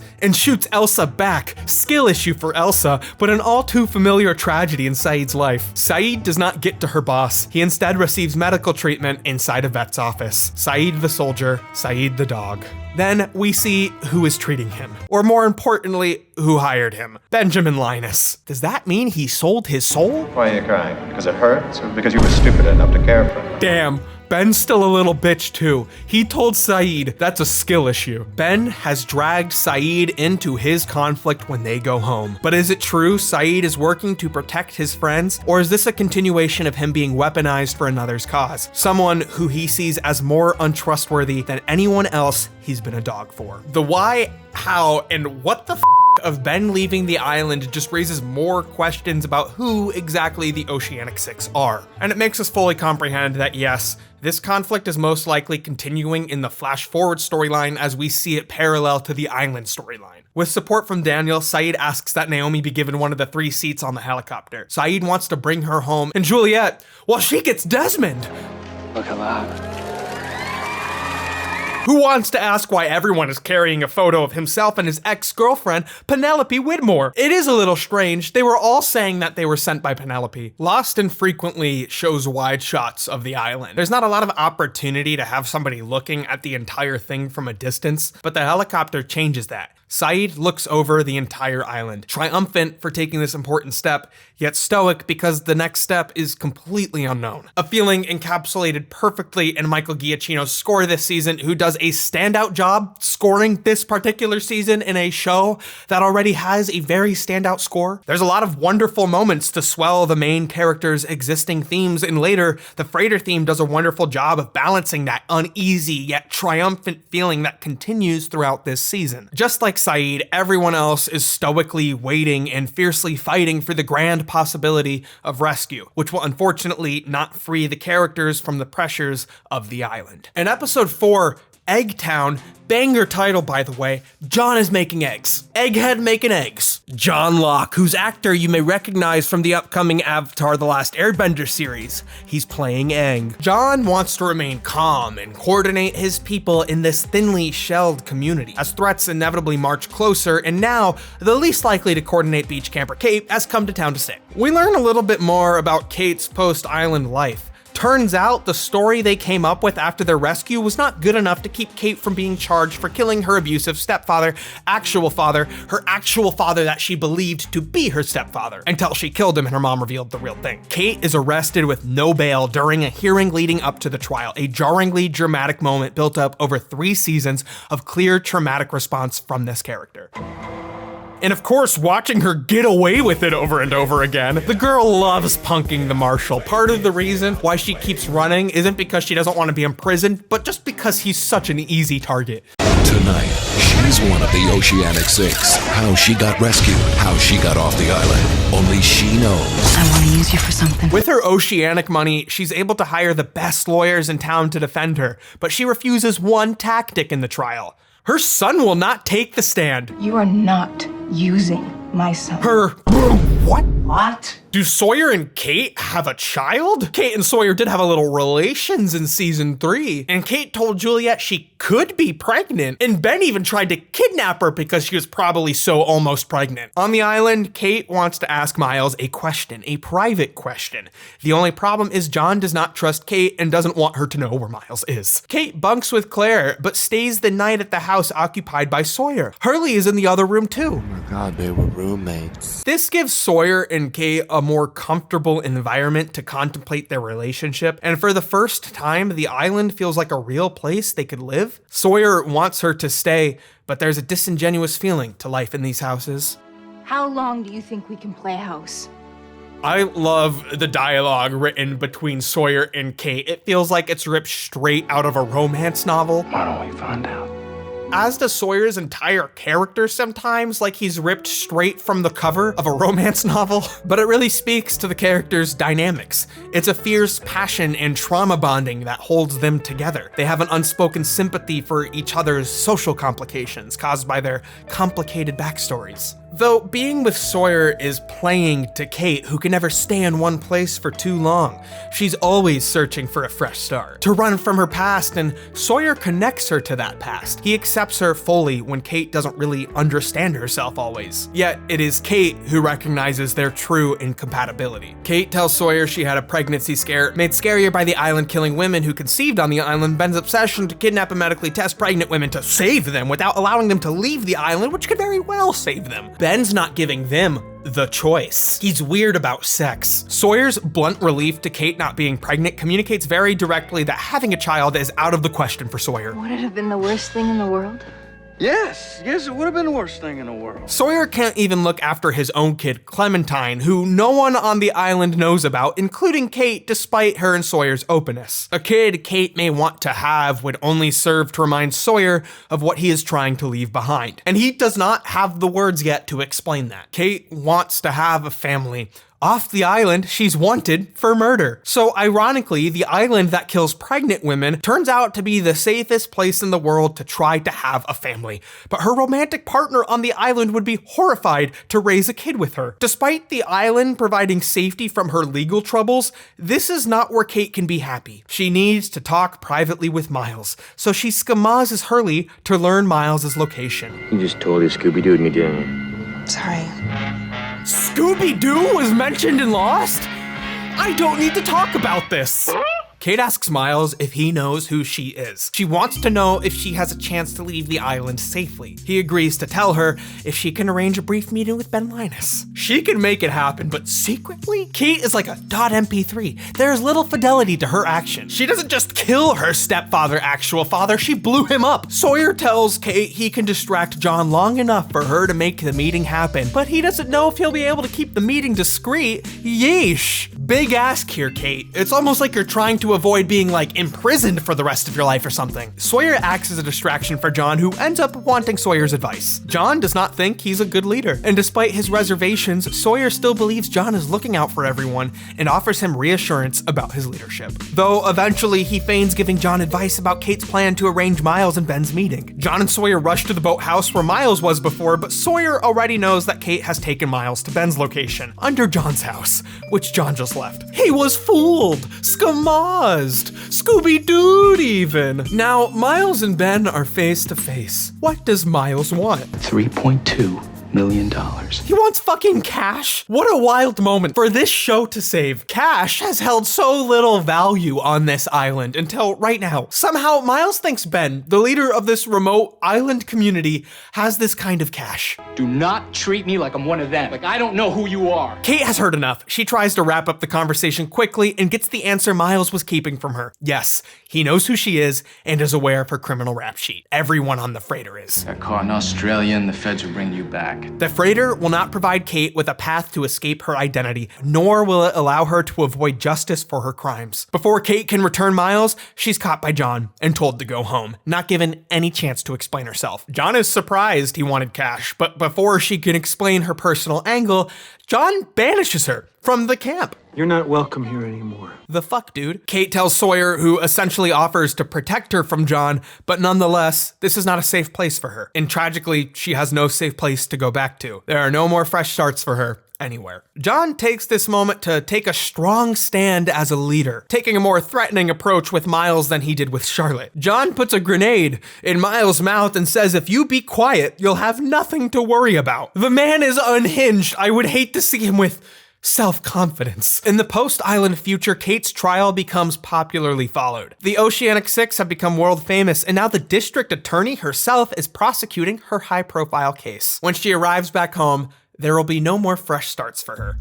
She's a celebrity. The prosecution's success relies on the fact Kate confessed to her mother, believing her mother would be grateful being freed from her abuser. Instead, her mom tells the police, threatens Kate to never contact her again, and later screams for help after Kate visits her following a terminal cancer diagnosis. Girl just wants her mom, and her mom's all like, help me, somebody. However, her newfound celebrity ends up sort of being a double-edged sword, also working in her favor. The story they are telling makes Kate a hero in the public eye, and we learn many more details of the public narrative when Kate's lawyer brings Jack Shepherd to the stand, a surprise witness. He explains a little bit more of their fabricated story. Only 8 of them survived after the plane crash after hitting the water. Another false detail. But they didn't. Stop. It's fiction. It's explained that Kate was a pregnant hero on the island, where she was 6 months pregnant when they crashed. We made this one up. Jack is incriminating himself on the stand. So far, they've lied, but he is now complicit in Kate's crimes. Actually, he has always been complicit. Back in the season 1 episode Tabula Rasa, the marshal who arrested Kate is holding on to his life. He's a connection to Kate's past mistakes. He tells Jack that Kate is dangerous, and Jack finds proof of this claim in Kate's mugshot, a fact hard for him to swallow, but he doesn't want the others to find out because he's met Kate and he likes her. Sawyer shoots the marshal, wanting to put him out of his misery, but he misses the marshal's heart and there are no bullets left. Symbolically, Jack has to suffocate the marshal, snuffing out one of the key witnesses of Kate's many crimes. Now he takes the stand to officially finish the job. Jack's testimony really offers her nothing solid in the trial, until Kate's mother decides the story from the heroic doctor has changed her mind. She's emotionally moved by the lie. She sort of views Jack the same way Kate viewed him when she first met him, not knowing the entire truth. She tells Kate she doesn't want to testify and that she wants to see her grandchild. But Kate refuses, only being able to see this as her mother trying to make a deal with her. I don't want you anywhere near him.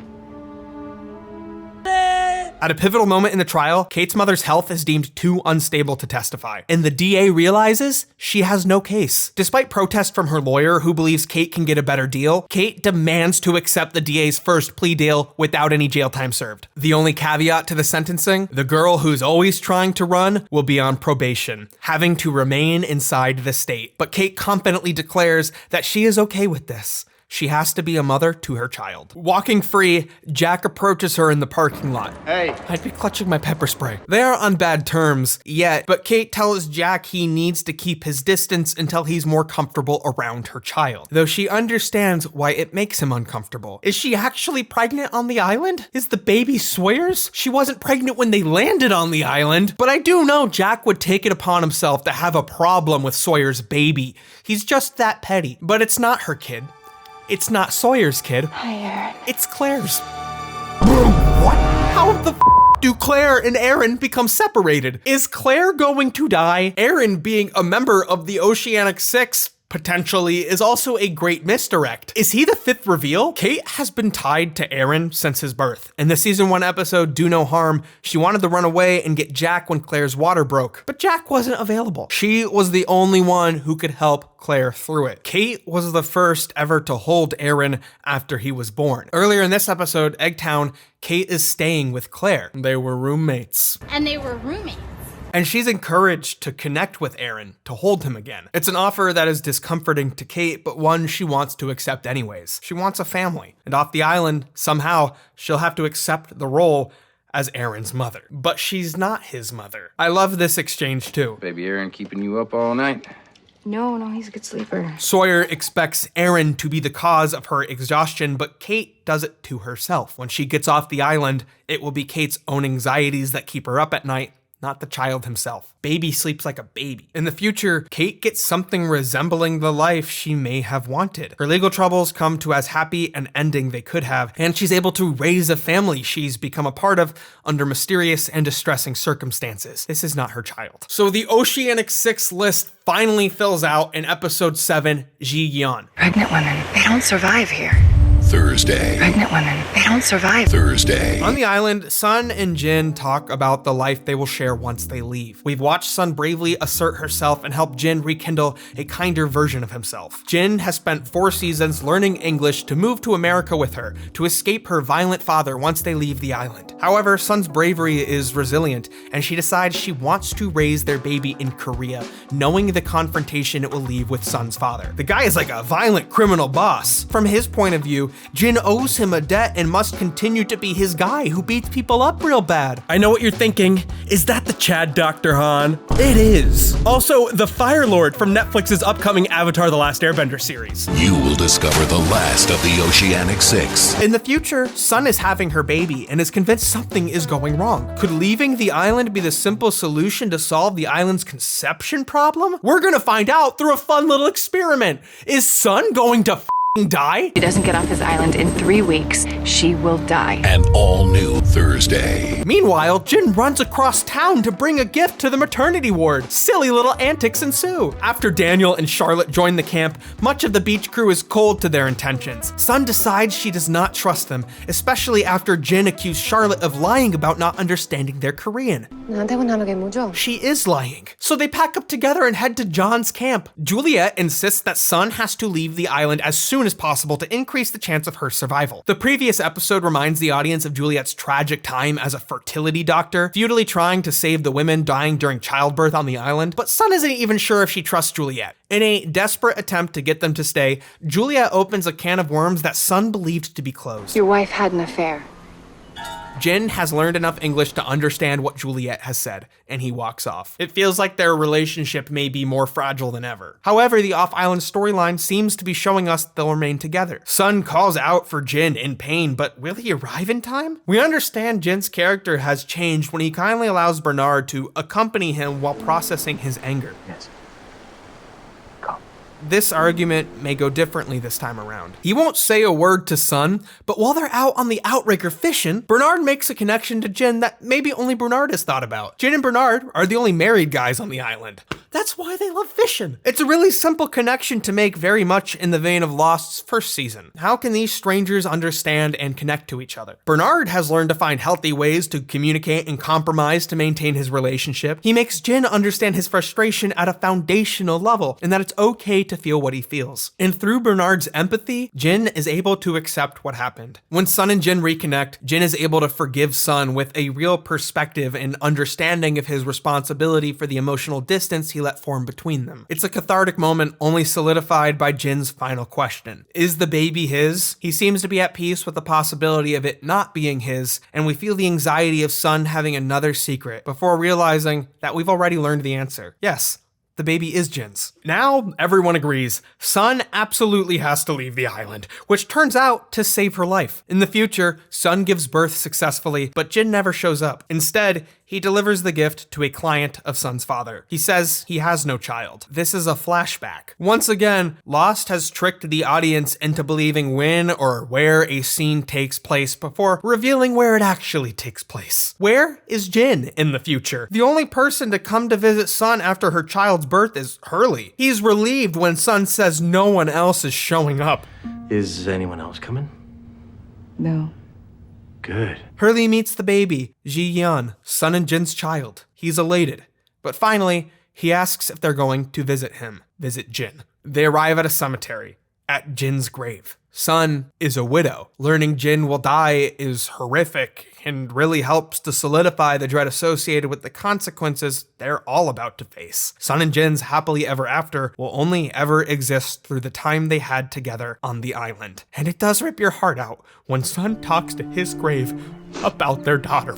There is a bizarre, pulpy excitement to Lost flashback stories that was really loosened when the show started revisiting those backstories over and over again. I mean, how many times could you reveal something shocking about a character before you realize you've known them for 70 episodes? Lost likes to reveal and then let you really settle in with a big twist, which is not very easy to pull off, especially with the same characters' backstories multiple times. Twists in Lost are never inconsequential and are a part of the show's rabbit hole-like quality. The Alice in Wonderland rabbit hole is literally referenced in the first scene of the show. Vincent is the White Rabbit. Frequently, the flashbacks themselves play with the inevitability of these characters crashing on the island, but the dramatic weight shifts with the flash forward when all the island action begins building to these other inevitabilities. Now, witnessing what will happen to these characters in their future allows for that same level of curiosity as we watch it unravel and develop. And very much in the vein of Lost, they get to dabble in all of these new genres. The show purposefully avoided using governmental structures on the island. They never wanted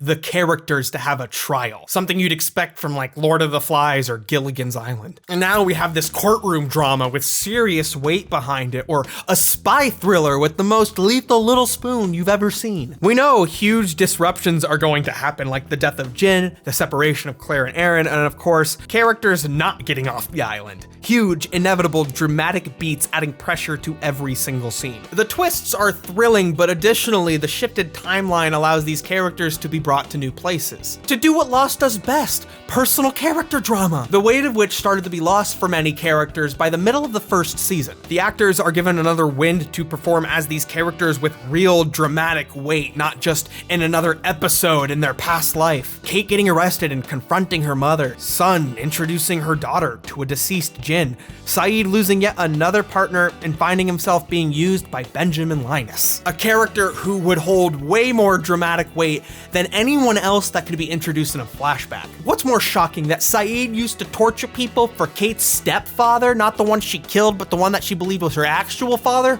or that Saeed is working for Benjamin Linus? The flash-forward storylines helped to spark a lot of the excitement surrounding this season. Even Naveen Andrews, who would often publicly criticize the show, liked where it was going, not only allowing Saeed to get back to the root of his character, but taking him into new directions as well. Making good time. Tracker says we're almost to the bag. Better just slow down.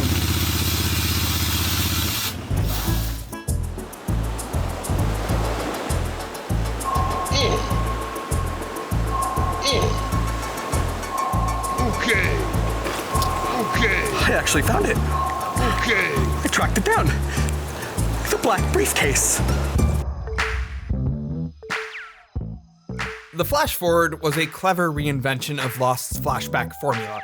It really helped to get back to the root of these characters in ways that it wasn't able to before, because eventually the flashbacks just became about finding new situations to put the characters into. In the spirit of different corners of the Lost world and the island being unlocked and uncovered as if the world were a video game, the flash forwards really just expand the timeline in which these cutscene-like flashbacks, now also flash forwards, take place. It expands the world. It doesn't just limit it to time before the crash. Despite many of the characters in Lost flashback stories suffering from creative bankruptcy, Lost had yet to fully tap its bank of creative and narratively vital flashback stories. We've already seen the introduction of new characters this season, but there are a lot of characters who were introduced a little later into Lost stories that still have flashbacks to go over. The first flashback this season to feature a character the audience was already familiar with is episode 5, The Constant. After Desmond and Saeed took off in the helicopter with Lapidus to head for the freighter, it cannot be confirmed from the island's point of view what has happened to the chopper. From everyone's perspective, it should have landed by now, but it just disappeared. Through a bad night storm, Lapidus is struggling to follow the exact compass bearing given to him by Daniel Faraday. Saeed and Desmond calmly try to sit through the turbulence. Desmond holds on to a picture of himself and his abandoned love, Penny. Of course, Saeed has to ask about the photo after hearing of her. Then, without any sound cue, it's a flashback. We're seeing Desmond's time in the military, most likely before he was held in prison for deserting in his first story. Everyone else in his sleeping quarter has stood for attention, but Desmond is slow to wake up. He was having a dream. I was in a helicopter, sir. At least it was a bloody military dream. Desmond is confused. The dream was so vivid, but now the whole unit has to go do push-ups, all because of Desmond. In the middle of the yard, while having orders barked at him, he's back at the helicopter. He looks at Saeed. He looks at Frank. Who are these people? Where is he? Who are you people? Oh, you know my name! Thursday, the worst thing that could happen to these stranded survivors. Maybe we should just tell him. Tell us what? Is a rescue. They took off a day ago. Why haven't we heard from them? At the camp, Jack and Juliet are getting persistent about learning the whereabouts of their friends. Charlotte gets very dissuasive when Daniel thinks about explaining to everyone where he thinks Saeed and Desmond have gone, or when they have gone. He decides to share. It's not necessarily how long they've actually been gone. I love Daniel giving Jack the benefit of the doubt to explain time travel to. Like, I know you don't know him very well, Daniel, but let me just explain it to you this way. Jack can't comprehend his divorce. He is not the guy you explain time travel to. He's flying directly into the thunderhead. Thursday. I can't hold him for long. Let go of me! What the bloody hell is going on? Desmond is freaking out on the helicopter while Frank keeps everyone calm. They've just arrived at the freighter and somehow it's the middle of the day, despite it being night just a moment ago. Desmond looks at the freighter and is able to calm down just a little bit. The freighter people argue over Frank's decision to bring Saeed and Desmond on board. Their engines have been out for the last several days and their equipment keeps getting compromised. They literally can't repair it fast enough. I have a man on their boat. Desmond gets off the helicopter, looks down at the picture of himself and Penny he's holding, and and somehow his confusion and angst almost seems to calm some of the crew down. They decide they want to help him. His side effects are familiar to them. This is wrong! I'm not supposed to be here! Desmond is in the past again. Remembering the photo of Penny he saw in the future, he calls her, but she's angry to hear from him. He ran away from their relationship to join the military, and she doesn't want to speak to him. Desmond is back on the freighter. He's been taken to the sickbay where he meets Minkowski, the comms guy who's been in and out of contact with the freighter team and the survivors of Oceanic 815. It's happening to you too, isn't it? A little while ago, Daniel losing contact with him. Go get him. Minkowski, who is suffering from a nosebleed, explains to Desmond they will both die from what is happening to them. The doctor walks in, casually checking out Desmond's symptoms. They've been dealing with this issue, which is partly why they've remained offshore. Hey, nothing can stop it, Ray! Nothing can stop it! It's scaring everyone. What the bloody hell is going on? Faraday is trying to keep the beach camp calm as word about the freighter arriving for other nefarious purposes is spreading like wildfire. Meanwhile, contact has been reestablished with Frank and the others once they land. Faraday thinks he can help Desmond. Saeed, with continued help from Frank, breaks into the sickbay to give the satellite phone to Desmond. The doctor and the crew do not want Faraday talking to him. They think he's nuts. But Daniel is able to convince Desmond to find him in the past. Queens College Physics Department, all right? Desmond's conscious shifts back in time and he leaves the military to go to Oxford to find Daniel. Is this his desertion? Will he ever come back to the military? Billy, I'm telling you the truth, man. Oh, wasn't expecting to be called by name like that. You do what you gotta do, Desmond. Meanwhile, Jack hears that Desmond thinks the year is 1996 and he is convinced everybody is just gaslighting him about the time travel thing. Like that everyone is just taking this moment right now to mess with Jack. He's like, what on earth? Time travel? On this island? On this planet? Get me off of this island! And then this planet! Daniel gives Desmond some important data sets to help Desmond convince Daniel's past self to help him. Information about his equipment calibration. However, it's not until Desmond tells Daniel he knows about Eloise that Daniel takes him seriously. Only then does Faraday, who is much more mentally clear than he will become in the future, explain to Desmond what is happening. Daniel shows us his lab rat, Eloise, who after being blasted by radiation, runs a maze that Daniel intends to train her to run later. Daniel explains her mind went through time. Mouse mind, time travel time. Desmond is back in the future. Minkowski realizes he knows Desmond by his name. They've been receiving periodic calls from someone asking about him, Penelope Widmore. They call her his girlfriend.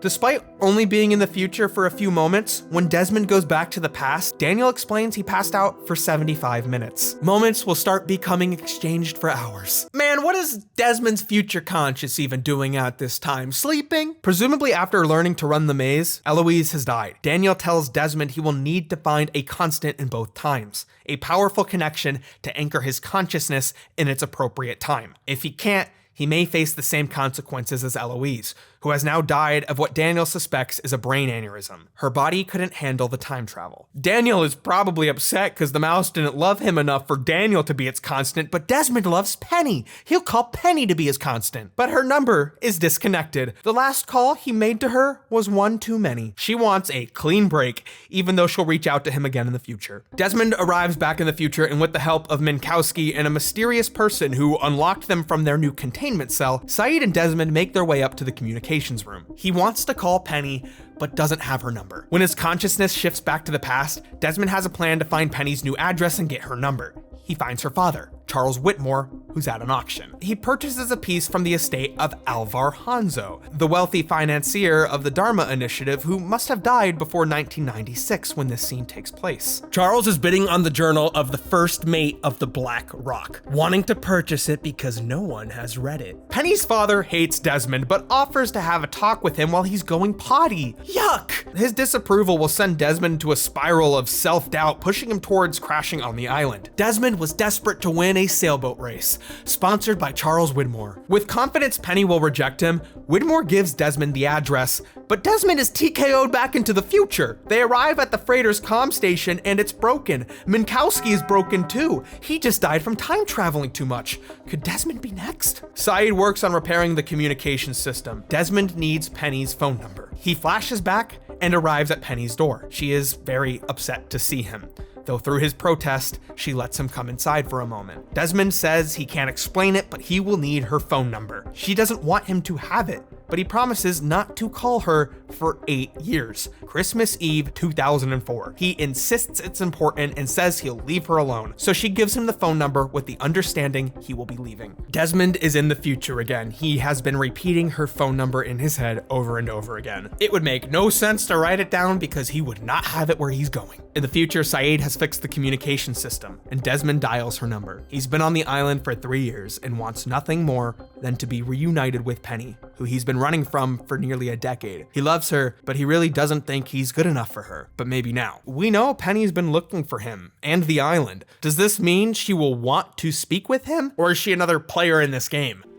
Hello? The call goes through. Desmond and Penny talk for the first time in 3 years. She can't believe he actually called her, like he said, 8 years later on Christmas Eve. They both take a moment to process they are really talking to each other. Suddenly, we see Desmond walk away from Penny's flat in London. Desmond stays on the phone, his present self returning to his body. And finally, the two break down with the realization they have the other one on the line, and they still love each other. I promise. I love you. This phone call hits every single emotional beat it needs to. It's poignant, and the performance from both actors is the show at its best. And it's just a phone call. I love the direction given to the actors by director Jack Bender. It's simple and as poignant as the scene. You know, all I said to him before was, you know, we know what this is. And he goes, yeah, I know. And I said, just go there. There is no subtlety in this phone call. They go there. And both actors rise to the occasion and leave no crumbs. They eat everyone. Clean plates. He explains about the island, but she already knows about it. They promise each other to reunite, and the phone call ends, but not before reassuring each other about their love. His consciousness has been anchored back in time, and he thanks Saeed for helping him. Another one of Lost's character connections, as Saeed also longs for his losing love, Nadia, who he believes is dead. Saeed, the romantic, immediately buys into how he can help Desmond by talking to his estranged love. The episode ends with Daniel finding an ominous warning in his journal. If anything happens, Desmond Hume will be my constant. So this episode is very popularly considered to be the best episode of Lost. Many writers on the show think it. Both Carlton Cuse and Damon Lindelof listed as their favorite episode. Critics at the time noted it as one of the best episodes of the series, and its legacy has persisted as fans continue to look at it as maybe the highlight moment in the whole show. Jack Bender, Lost's ace director, does a magnificent job creating this fresh and jarring jump between times. Lost's flashback sound cues are often dramatic and create an obvious expectation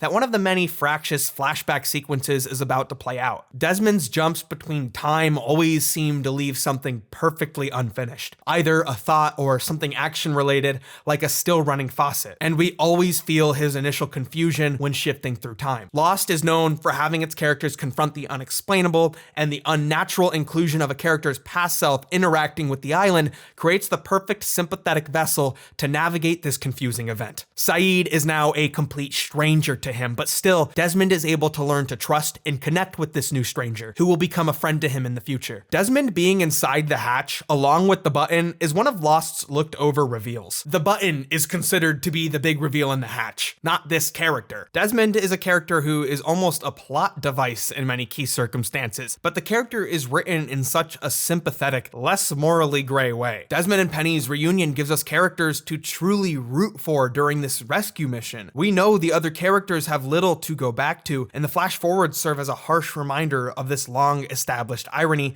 for all of these characters, except for Desmond. When we meet him, Desmond is our literary threshold guardian inside of the hatch, additionally being one of the first characters to directly hold knowledge about the island's mythology. But like all of the characters in Lost, Desmond became a hero of his own journey. He's the character I kind of want to be the main character. The simple packaging of Desmond and Penny's estrangement and reconnection and the final phone call is such a magnificent moment with a similar level of tension and execution of all of Lost's great reveals. It's such a beautiful and simple story to tell as Lost unravels one of its biggest mysteries. An overlooked layer of complexity having to be balanced in this episode is the introduction of the freighter. We're finally seeing the rest of this ship's crew and the ship itself, which has just as much personality and intrigue as any of Lost's locations. Cast and crew would actually sleep on the freighter, which was anchored 10 to 15 minutes off of the coast of Oahu, and every scene shot on the boat feels like Lost flexing its insane production values again. According to Henry Ian Cusick, they filmed off Barber's Point about 10 to 15 minutes offshore. Once you're there, you're stuck on the boat, so we all had to find places to sleep and hide to be out of the shots. Critics went nuts over this episode. Jeff Jensen with Entertainment Weekly, who covered Lost throughout its entire run, called it the best episode since Walkabout, which features John's first flashback story, which reveals him to be in a wheelchair. IGN's Chris Carabat rated the episode 10 out of 10, which he only awarded to 2 other Lost episodes, the 2-part pilot and the 2-part episode Through the Looking Glass. And in 2008, Time Magazine called it the best episode of TV that year,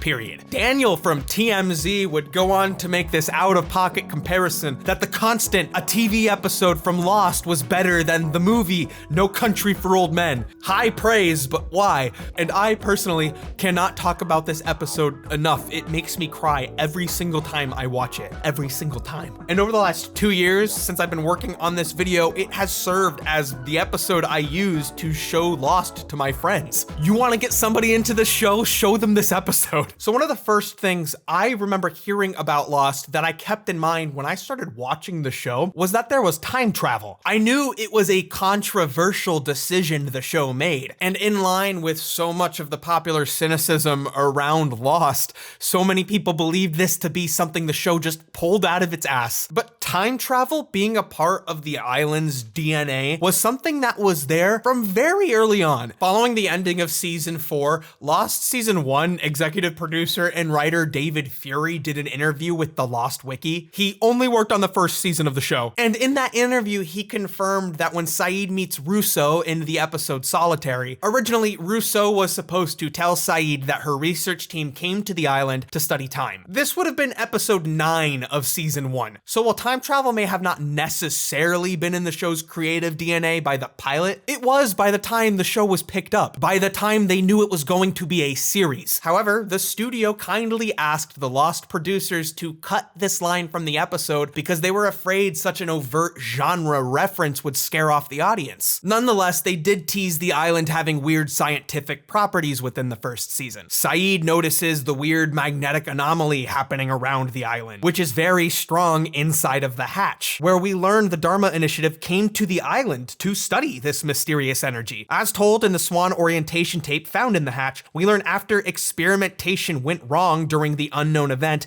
the incident, the hatch had to be used as a discharging protocol to prevent the energy from destroying the world, apparently. And it was by the second season that they started directly telling the audience that this was going to be a time travel story. I love this moment from the very first Lost podcast episode, the very first one. You're not going to tell them about the time travel, No, Okay. I'm not going to at all. I mean, in fact, I'm going to go back in time right now and prevent you from having said that. Oh my God. It could be coming from anywhere. In season 2, Hurley suggests to Saeed a radio signal they're receiving off of the island is actually from another time. Any time. A detail later confirmed by the writers, and then confirmed to the audience through Daniel's weird experiments. There's a weird time displacement going on when you're traveling to and from the island. After Desmond fails to execute the numbers on time on September 22nd, 2004, the magnetic discharge from the hatch tore the plane apart. That's why their plane crashed. And later, when Desmond turns the failsafe key after John destroys the computer, the hatch is blown up, and Desmond is exposed directly to the energy, explained to release this unique kind of electromagnetism. The resulting discharge sends Desmond's visions of his island future into his past. He learns he will crash on the island, and we watch as he tries to change the future, but he can't. He will always be pushed towards his journey that will lead him to the island, not only by fate, but through direct action confirmed when Desmond meets a mysterious woman in the past who is aware of his future. Now, with the introduction of Daniel Faraday, we have an expert on the subject. The show always sort of promised the audience this magic box, and now it's trying to tell us that the most interesting reveal of that magic box is going to be time travel. This time-traveling island is just sitting there, and we're gonna have to wait and see what it does. Whatever he's doing, tell him to stop. If you want to stop us, you're going to have to shoot us both. With all this conflict surrounding Ben, his people, the others, remain mostly hidden this season. That is, until Ben starts trying to contact Juliet through one of his people, a woman named Andrea. Ben wants Juliet to take action against the freighter people at The Tempest, a Dharma lab that had yet to be revealed to the audience. In the flashback, we see another side of Juliet's past time on the island when she first arrived. The opening does play with the audience a little bit, who suspected Juliet may be one of the people who get off the island. Perhaps she's adopted like a new identity when she gets off the plane. Frank Lapidus does make a big deal to point out that Juliet was not on the manifest. So Juliet's therapy session is written to lead the audience into believing somehow Juliet is one of the Oceanic Six. Welcome to the island. But once the island is mentioned, you suddenly realize this is a flashback. The level of hospitality Juliet receives is apparently above that of what Ben typically offers to new arrivals. Shouldn't have gone to all the trouble. I'm only going to be here for 6 months. Right, of course, but we want you to feel at home. Juliet meets Goodwin, who we know she'll go on to have a relationship with. Don't really know who this Ethan guy is, though. Last we saw, we're pretty sure Ben sent Goodwin to die because of their relationship, but now we see the odd social structure a little bit more when we learn who Andrea is, Juliet's therapist and Goodwin's wife. One of the strongest parts about Juliet is her poker face. Like many of the other characters, she feels the extreme pressures of this island, but it has been important for her survival to be able to mask all of her pain and trauma. Juliet's poker face does not work on Andrea. She wants them to stop sleeping together, her husband and Juliet, but not because she loves her husband. She doesn't. It's a deadbed marriage. She wants them to stop because it would upset Ben, and Andrea is afraid of him. Though Juliet has trouble seeing his flattery as anything other than Ben being polite. Even fucking Goodwin thinks the facade is unnecessary. Why should him and Andrea pretend to be married? What's Ben going to do? He clearly does not trust his wife when she says this guy is dangerous. Possibly he thinks Andrea is just jealous of him and Juliet. Goodwin's maybe not so good up here. But this changes when Ben Trojan horses Juliet over to his house. He's like, guess what, Juliet? I'm having a dinner party. Oops, didn't mention it's just the two of us. Candlelit dinner at my house. All of my friends are invited, just Juliet. Ben this season has tiptoed around taking on a protagonist role, going along with John to the barracks and going from about to be executed to walking free alongside everyone else. He's able to convince them the other threat is that much worse. A little schmazzer, a little rat. I love the horrified look everyone gives Ben as he goes to do his laundry. See you guys at dinner. Ben is a very hard character not to root for, and this episode does a magnificent job of bungeeing his quick descent into likable protagonist, springing back immediately to his true evil self. In Juliet's flashback after the plane crashes, Ben makes a direct advance on her, which she obviously declines. But then Ben decides it's time to show Juliet something: Goodwin's body! Why did you bring me out here? What, you mean instead of his wife? Damn, man, Ben was watching the show before it was even on. We know Ana Lucia killed him, but Ben knows Juliet won't see it that way. He takes this as an opportunity to remind Juliet that she is his. You're mine. He personally does not want her to leave the island. Between Ben locking up his kidnapped daughter's boyfriend and then ordering not only the pregnant women but all the women suspected of having sex to be kidnapped in the beach camp, and not allowing pregnant women who will die on the island to leave the island to possibly survive, Ben has always had a very possessive attitude in that regard, and he's just really weird about sex. This gives Juliet a really personal reason to leave the island, to escape a dangerous abuser. But it also keeps her reserved about believing in this push to leave the island. After all this time, should she let herself believe in the chance to escape? The present storyline also helps to remind of Ben's egregious past. Everyone arrives at the Tempest, and Juliet holds a gun to Daniel's head. He's at a computer, and Juliet has no idea what he's trying to do. But Charlotte is able to appeal to Juliet's reason. This is the lab that Ben used to gas and kill the entire Dharma Initiative. Daniel is trying to disarm it to prevent Ben from using it. Look me in the eye and tell me you are certain that Benjamin Linus wouldn't use this gas to kill everyone on this island. Juliet decides to trust them, and they disarm the Tempest. We understand why so many people are going against Ben, but how does Ben communicate to his people the threat of the other side? Who is the other side exactly? Well, finally, Ben shows John. On a videotape, one of Ben's men is showed being captured on the other side, captured by Charles Widmore, Penny's rich father. No wonder Penny knows about the island. Ben claims Widmore is just an industrialist who wants the island for himself. John doesn't understand why he would want it. The Virgin Mary seemed to appear in a patch of mold on the side of an old housing complex. One minute you're in a wheelchair, the next minute you're doing jumping jacks. If 5,000 people came out to see a piece of mold, how many people do you think would come here to see you? This season shows us that Widmore definitely has a direct connection to the island. Charles was aware of Ben's use of this gas and was afraid of it as Ben's best weapon against him. Everyone's distrust of Ben helps Charles's goals as the freighter folk in the beach camp's trust finally mends. It's weird to think that Juliet has been on the island as long as Desmond, 3 years. She has a desperate desire to leave it and to return home. But with the selective dialogue at the beginning of the episode leading us to believe Juliet may have in fact gotten off, she's sort of indirectly confirmed as the first person not to get off the island. A very tragic outcome, but at least we know through Saeed's flash forward Ben won't be there with her. Ben has somebody on the freighter. We don't know who it is, but finally, when Saeed and Desmond are shown to the quarters afforded to them on the boat, the deckhand is called in to clean up. And one of Lost's most out-of-pocket reveals, it's Michael, going under a new name, Kevin Johnson. Kevin Johnson. Explain how you came to be on this boat. A survivor returns. The same guy that sold all of us out so he could get off the island? In the episode Meet Kevin Johnson, Ben uses his freedom to finally convince Rousseau to take Alex and Carl to the temple safely. Reunited with her child, Rousseau does the unthinkable and decides to trust the others who have left her frightened in the jungle for 16 years. They were her greatest fear. They leave the barracks. It's in this episode we get an up-close look at Michael's brief time back home after leaving the island with Walt. This was day 67 after they crashed. Now, canonically just a few weeks later in the show, but nearly 2 years for the audience, he's come back to the island. And this episode shows us how and why. After getting off the island, Michael tries to kill himself, but it's unsuccessful. Before Michael attempts to take his own life, he plays another song from Mama Cass Elliott's Make Your Own Kind of Music.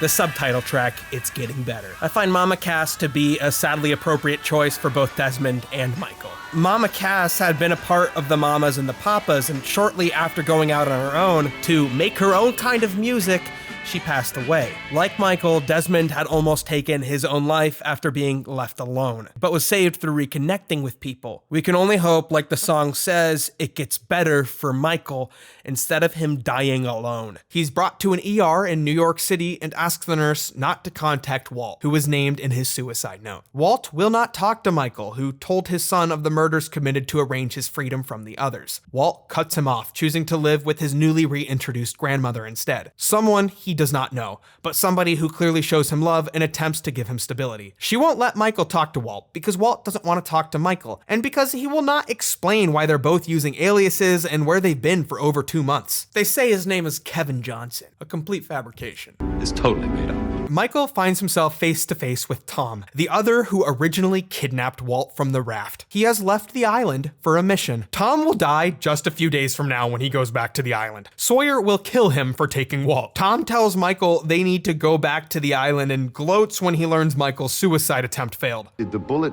bounce off your skull, or did the gun just jam on you? The island won't let him die. You know, the full extent of the others' resources have infrequently been teased, with certain people like Richard and Ethan shown to have left the island for recruiting missions. And Tom? Well, now that he's dead, Disney let the writers confirm that yes, Tom was gay. Michael goes up to Tom's penthouse and Tom kisses Arturo, who the Lost Wiki describes as the fourth presumably Italian character on the show. Arturo gives Tom a little kiss on the cheek and then gets the out of there. They have to stay within those Disney representation guidelines. Michael's like, so some of you guys just like leave the island anytime you want, which is a great response because you're worried he's gonna say something homophobic. So the others have these powers to act and leave the island, but the mystery under that is the island itself having power to act. They arrange for Michael to get fake paperwork and to join the freighter. Tom tells Michael this is a suicide mission. On the freighter, Michael meets so many of the crew members, which in turn is the audience's first time to really get to know them. There is a very lovely time-related irony to getting introduced to Minkowski, Naomi, and Regina. Regina's played by stuntwoman and frequent Tarantino collaborator Zoe Bell. She dies a few episodes ago just jumping off the freighter with a bunch of chains on her. Great use of talent, I suppose. But knowing all of them are going to die makes me inherently a little bit more interested in their characters. It's like Lost confirming you the limits of their role rather than you rolling their eyes at the prospect of these becoming characters you're supposed to become attached to over the next few years. Michael receives a bomb with instructions to blow up the boat. And hold on. That bomb is too small. Can anybody call the writers to ask them how big this bomb prop should be? That's a plot hole in Lost. That bomb should be way bigger to be able to blow up the freighter. So Michael has this very small bomb that doesn't go off. He's told it's not the time yet. Ben leaving this note for Michael when he tries to set off the bomb is such a the Joker move. However, after meeting everyone on board, Michael begins having second thoughts. They seem like nice people. It's not until he gets to know the guys who help Saeed and Desmond on the freighter that he starts to believe the threat the freighter folk have. Michael's told this is a rescue mission, and they're shooting clay pigeons with assault rifles. Why do they have assault rifles for a rescue mission? Don't you have something to mop up?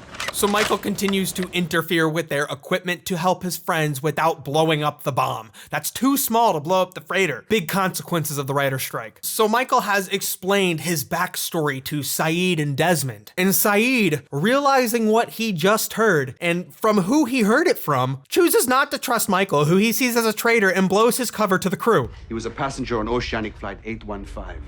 I spent 2 months with him on the island. Ben convinces Michael he's helping his friends, but Saeed doesn't trust Ben. If Ben is telling him to do it, there's no way it's good. Saeed will never work for Ben. I talked earlier about how when the others came more out into the open, the jungles in Lost inherently became a little less scarier. Obviously, there's still a monster in there. And like the whispers are still weird. They don't really seem to be the others. So they're still creepy, but now that we know who the others are, the whispers can't be attributed to them. Maybe it's just like leaves rustling. Tonight. Thought we were going on a rescue mission. Someone will die. I'm sorry. Alex, Carl, and Rousseau walk to the temple. Alex and Carl smile. Finally, they're together. And with the approval of her father. And distance from her father. Approval and distance. That's awesome. Oh, what's that little hole in Carl's water bottle? Just sort of popped out of nowhere. Oh, like that little hole in his chest. Holy shit. Someone is shooting them! Danielle gets up and is shot. A character deeply rooted in the show since its first season. Gone. Alex sits there, a child with no idea what to do. Knowing they want her father, she gives herself up. I'm Ben's daughter! I'm his daughter! So yeah, that's a way to make the jungle scary again.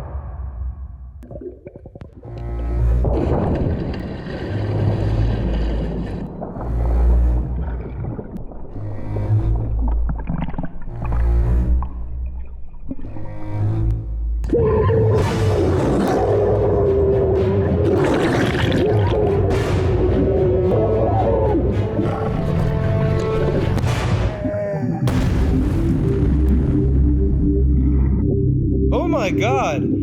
That's the briefcase from the first video! Wow, that's amazing!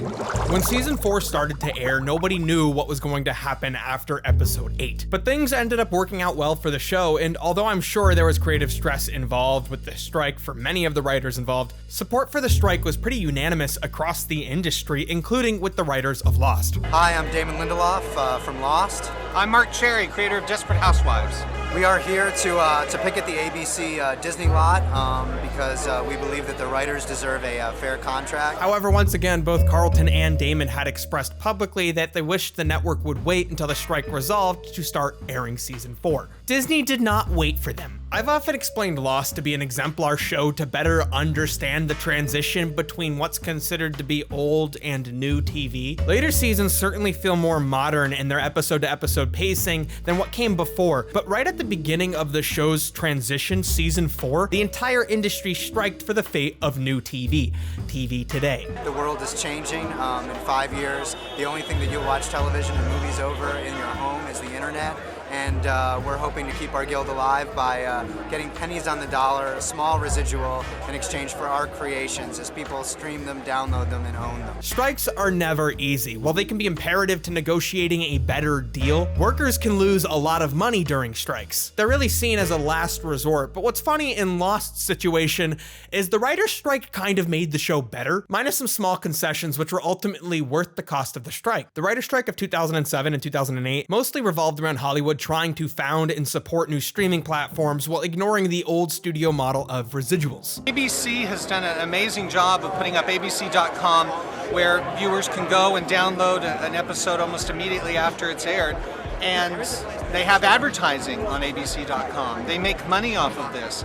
The writer of that particular episode, doesn't make a sense. Residuals are important in Hollywood because it's what allows creative people to stay afloat between jobs. Oftentimes in the creative field or any freelance field, finding a job is most of the work. Meanwhile, the studio is continuously making money off of the final product. Lost saw its ratings steadily decline from the second season onward, but those numbers only tell a fraction of the story when it comes to the show's financial success and its cultural reach. More so than now, back then you really had to pay attention to DVD sales, DVR recordings, digital episode sales, and increasingly becoming more popular streaming services. ABC would post many of their shows directly on their website. These things are great for viewers who cannot schedule their lives around a TV show airing live, but in turn, it corrected live viewership ratings to a pretty meaningless metric when considering the total reach of a particular program. Nielsen is the biggest research firm gathering live TV ratings, and Netflix has been telling them to f off for years. A lot of people think Nielsen ratings are an outdated metric. Breaking Bad's ratings is a great example of this. Of course, Breaking Bad did not begin as the smash hit it is today, but despite healthy viewership and fandom growth over its run, it wasn't until the show ran its final season that the fans started showing up in mass to watch it live. The final episode was an event. People made time for it, but that didn't mean they weren't discovering and watching the show during its run. Breaking Bad found a large part of its audience on streaming, and while TV marathons for the show regularly received healthy viewership, the majority of fans were watching online, the number of which exploded when the show was put on Netflix in 2012. Breaking Bad's ratings on live TV jump after this moment, but it wasn't until the last episode that Breaking Bad fans all showed up at the same time together to watch it live. More so than Breaking Bad, Lost was a titan of DVD and Blu-ray sales. Lost, Season 1 and Season 2 on Blu-ray. Consumer digital video formats like DVD and Blu-ray developed right alongside the internet. These digital technologies are complementary but ultimately competitive with each other. DVDs were cash cows for a while. Wow.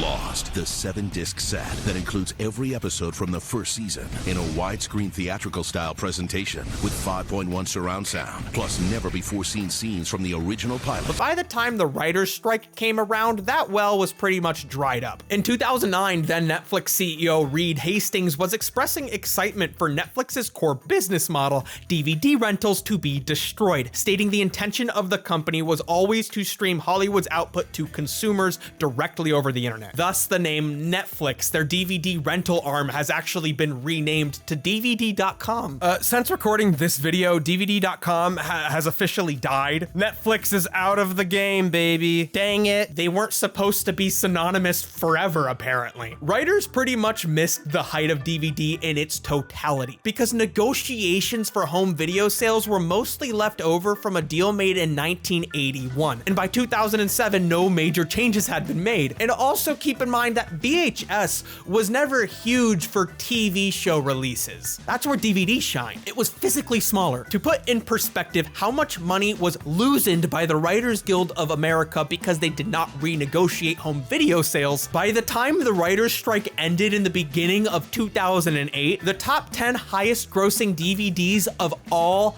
time had already been released. The only post-strike DVD release to break the top 20 highest grossing DVDs is The Dark Knight. The bell curve was descending when they struck a fair deal, but the strike did get ahead of the rise of streaming, which is why it was ultimately necessary. Soon when computers and your TV are connected, that's how we're all gonna watch.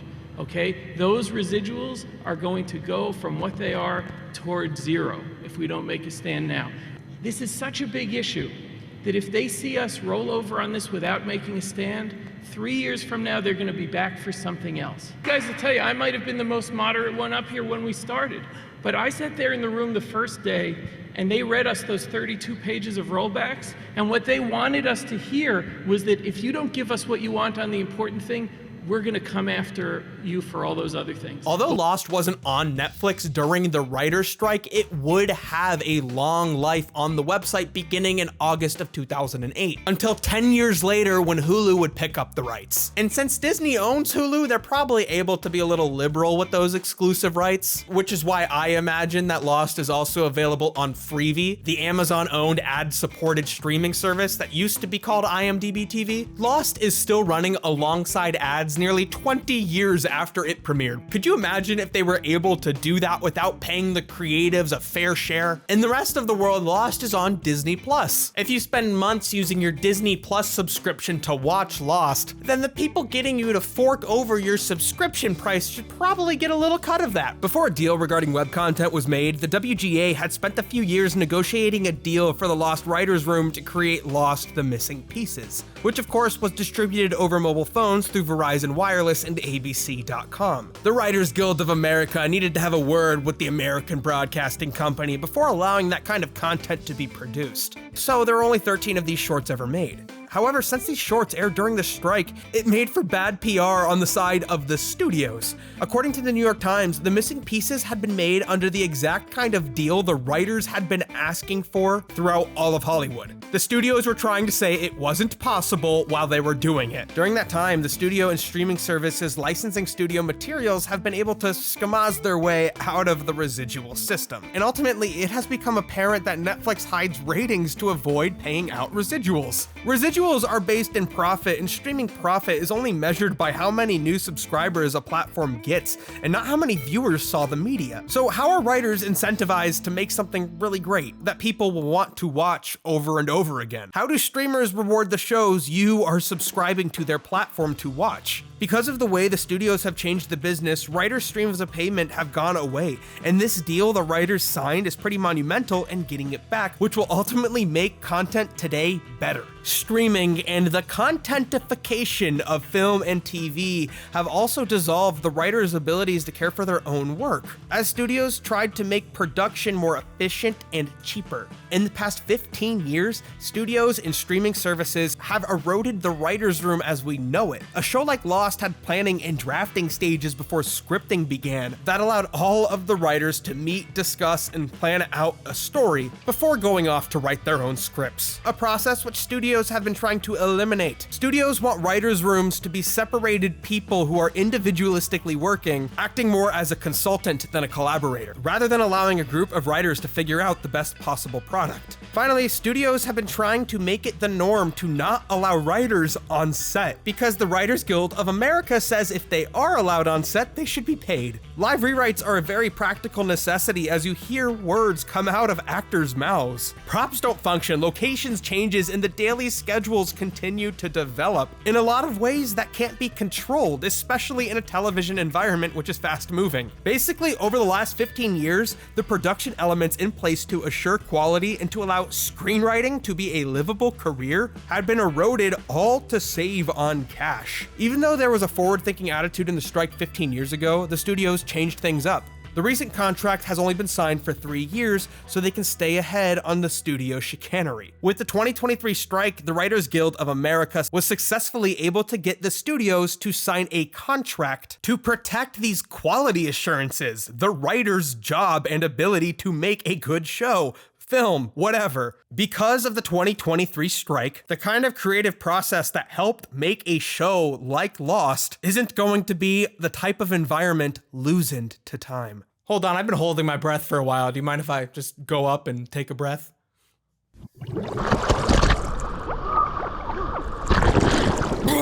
So I said that nobody knew what was going to happen after Lost Season 4 Episode 8 aired, knowing that they figured it out before the episode ever aired. The season was precariously marching forward for a few weeks, but by the time they ran out of episodes, they figured it out, although Episode 9 would not air the week following Episode 8 as originally intended. But there was no anxiety over when more Lost would be coming. Writers got a better deal, and as a result, the content we got as consumers was better than planned. The only thing narratively that happened to Lost which had to be directly fixed within the show's story was the fact that Michael's bomb was too small. It's supposed to be able to blow up the freighter, and that's just not big enough to do that. They can't just call up the writers and be like, how big is the bomb supposed to be? What's it supposed to do in later episodes? So they had to wing it, and so they wrote a different bomb into the story. Okay, that's fine. By the end of Lost, it would be hard to remember the show without the character Richard Alpert. Following being cast in season 3 as the mysterious advisor to Ben Linus, Nestor Carbonell had been cast in a lead role of the CBS drama Kane. Despite Carbonell's willingness to return to Lost, then CBS president Nina Tassler explicitly stated that he would not be available to do so, which kind of makes sense considering the fact that Kane was filming in both Los Angeles and Florida. So geographically speaking, fitting Hawaii somewhere in that schedule's difficult. Now, Kane had finished writing all of his episodes before the strike happened, but despite that, during the strike, Kane was canceled. Sad news for Kane. Great news for Lost, because Carbonell was announced to return as soon as the show was announced to return. According to the season 4 finale commentary track, the network actually wanted to cut the season by 4 episodes, but ultimately this was something the writers expressed excitement about, calling it a supercharged, streamlined batch of episodes. However, before the public found out, they actually would add an extra episode to this season, meaning that season 4 was only going to be cut by 3 episodes. But then, when they were writing the finale, they decided they needed an extra episode, so the season only ended up being cut by 2 episodes. Additionally, those remaining 2 episodes that were cut would be added to later seasons. So, as announced, the show would have a final 48 episodes, just not split as cleanly as they thought it would be. As for how it explicitly made the show better, season 4's pacing is incredible, but specifically, I think the writers schmazed some time to write the episode The Constant. News of a writer's strike came as early as May of 2007, which is when the public was also discovering Lost would be concluding after a final 48 episodes. Now, most episodes of Lost take 2 weeks for the writers to break, but they took 5 weeks with The Constant. That, combined with some of the writers commenting on the strike coming at a good time, with The Constant coming out as good as it did, I have to ask, is that because they decided to spend more time on it knowing the writer's room was going to be shut down? I mean, 5 weeks over 2 weeks tells me they indulged in this episode. And if they knew they were going to shut down anyways, it wasn't going to affect the quality of later episodes if there was a planned break between writing. In a weird way, a lot of shows were made better during the writer's strike, though it would be wrong not to acknowledge that people do lose money during strikes, individuals, not companies. That doesn't matter when they're not paying their workers. Many show seasons did not pick up production after the strike, having permanently shortened seasons, like Gossip Girl and Breaking Bad's first season. A handful of shows were canceled, and many were not affected at all because some production cycles didn't have writers working during the strike anyways. The writer's strike is something I see a lot of people pointing to as the moment when Lost went downhill. There are many of these moments where Lost apparently jumped the shark definitively, but the writer's strike improved season 4. Despite Lost being the TV drama that most people associate with being made up as it went along, I find it funny that Breaking Bad very famously intended to kill off both Jesse Pinkman and Hank Schrader in its first season. It was during the writer's strike they decided not to, and I'm so glad they didn't. But sometimes not sticking to your original plan makes things better. The point is, you never see Breaking Bad being accused of being made up as it goes along, because that was not a part of the show's fan culture. People were always waiting for Lost to crack under the weight of its supposed pretentiousness and spontaneity. When I show you some quotes from this Slant article reviewing the first episode of season 4, please keep in mind that season 4 worked out perfectly fine. The entire article is a glowing review of the first episode, but ultimately comes to the conclusion that it doesn't matter. I am like the Jezebel girls letting the faithless, emotionally abusive boyfriend back into my life life. It's my fault. Lost and I went at it for a full week. Now we're gonna try again. Lost will never change. So many people were like, it doesn't matter that the show's good. It still sucks. If you want better content, always support the conditions the creatives are demanding. Anyways, I think I'll drown if I stay down here any longer.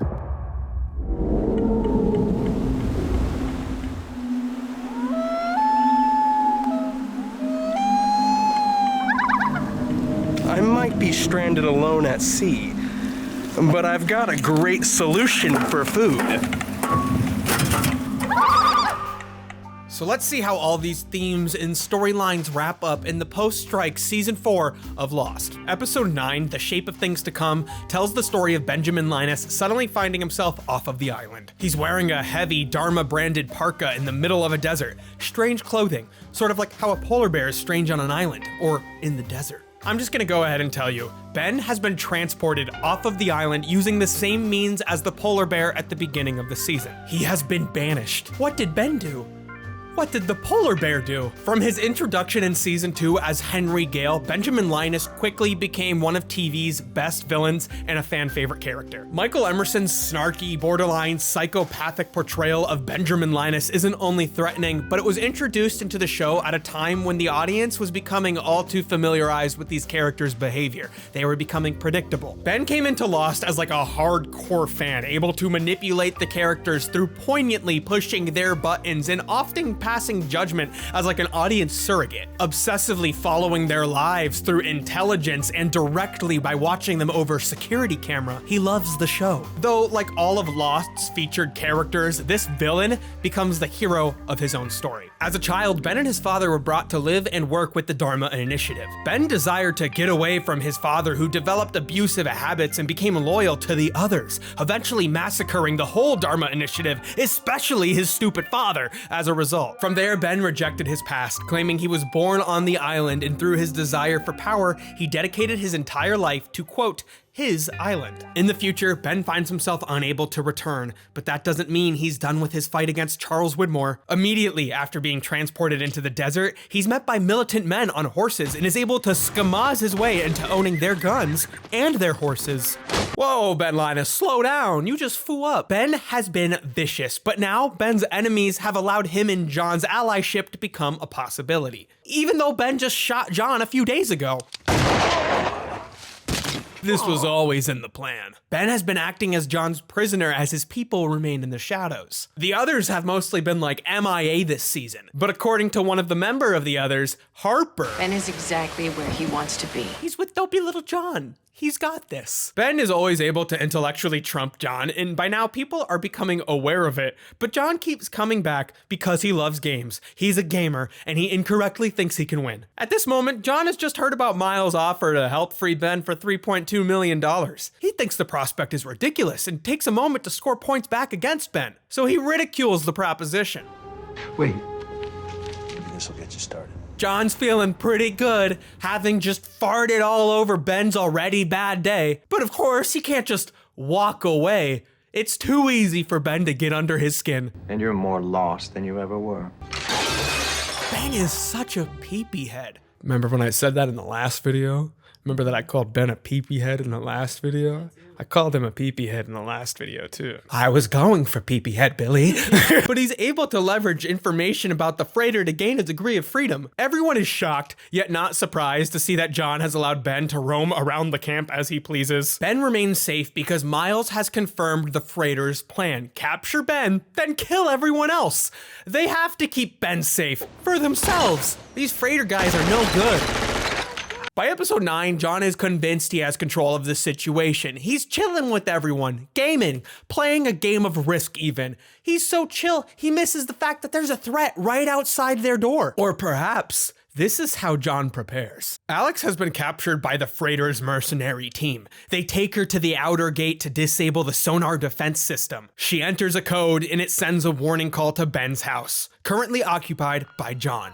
The code is 14J. After deliberating for a moment, finally, John and company ask Ben what this is all about. When Ben hears the code, he realizes they've already missed their head start. So much for our head start. The mercenary squad has entered their pretty little gated community. In the future, Ben gets his bearings, quickly figuring out he's actually been transported a few years into the future. He learns from paparazzi footage that Saeed is in Iraq, currently burying his wife. Ben makes the play which will recruit Saeed in his conflict with Charles Whitmore. Saeed quickly spots Ben and pursues him, angry that another paparazzo would harass him. After all, that's how Ben discovered he was in Iraq. Needless to say, Saeed is quite disturbed to see Ben off of the island. Ben tells Saeed that Whitmore is going after his friends, and more importantly, that Whitmore and his associates are responsible for her death, a loss which will send Saeed down a dark path. So apparently, during a special broadcast of the season 5 finale, you could find out that Ben is actually telling the truth here. The guy we see in this episode is in fact responsible for Nadia's death, which we see play out in a later episode. I think it's important that Ben is telling the truth here because it makes Saeed's character arc make more sense by the end of the series, which is the only reason why I'm mentioning it. Nadia gets caught up in a conflict Saeed has already been a part of. Despite the fact that Saeed thinks Ben may be lying,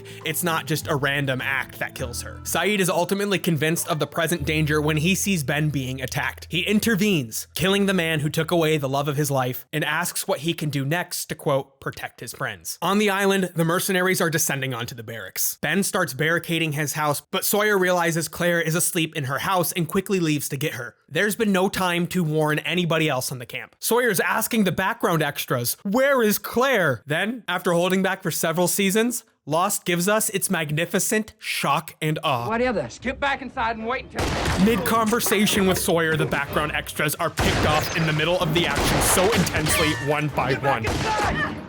It has a comedic rhythm to it, despite the intense action. A moment which definitely left a few critics with mixed feelings. Lost was overflowing with mana from post-strike heaven. Lots of action, lots of intrigue, and the odd answer or three. However, he criticized the deaths. That sequence with Sawyer dodging bullets was supposed to be tense and frightening. Instead, it was funny. Love you, Alan. I think this moment is so well deserved because up until now, Lost has so gracefully avoided red-shirting its background characters. The term red-shirting, of course, being a reference to Star Trek's habit of introducing and killing characters wearing a red shirt the very same episode. At this point, Lost had ran longer than the original run of Star Trek, and it has not been fast and loose with killing random characters. Scott or Steve was red-shirted in the first season when Ethan, whoever that guy was supposed to be, came in and killed a random person. He was trying to threaten the camp. Steve drew the short straw.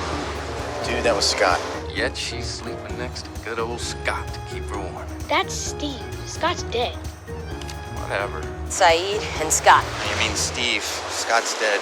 Scott, Steve. Boone ended up becoming a play on the red shirt trope. He's a guy who followed a careless captain into a dangerous situation and got killed for it. Red shirt. You ever watch Star Trek? The crew guys that would go down to the planet with the main guys, captain and the guy with the pointy ears, they always wore red shirts, and they always got killed. Sounds like a piss poor captain.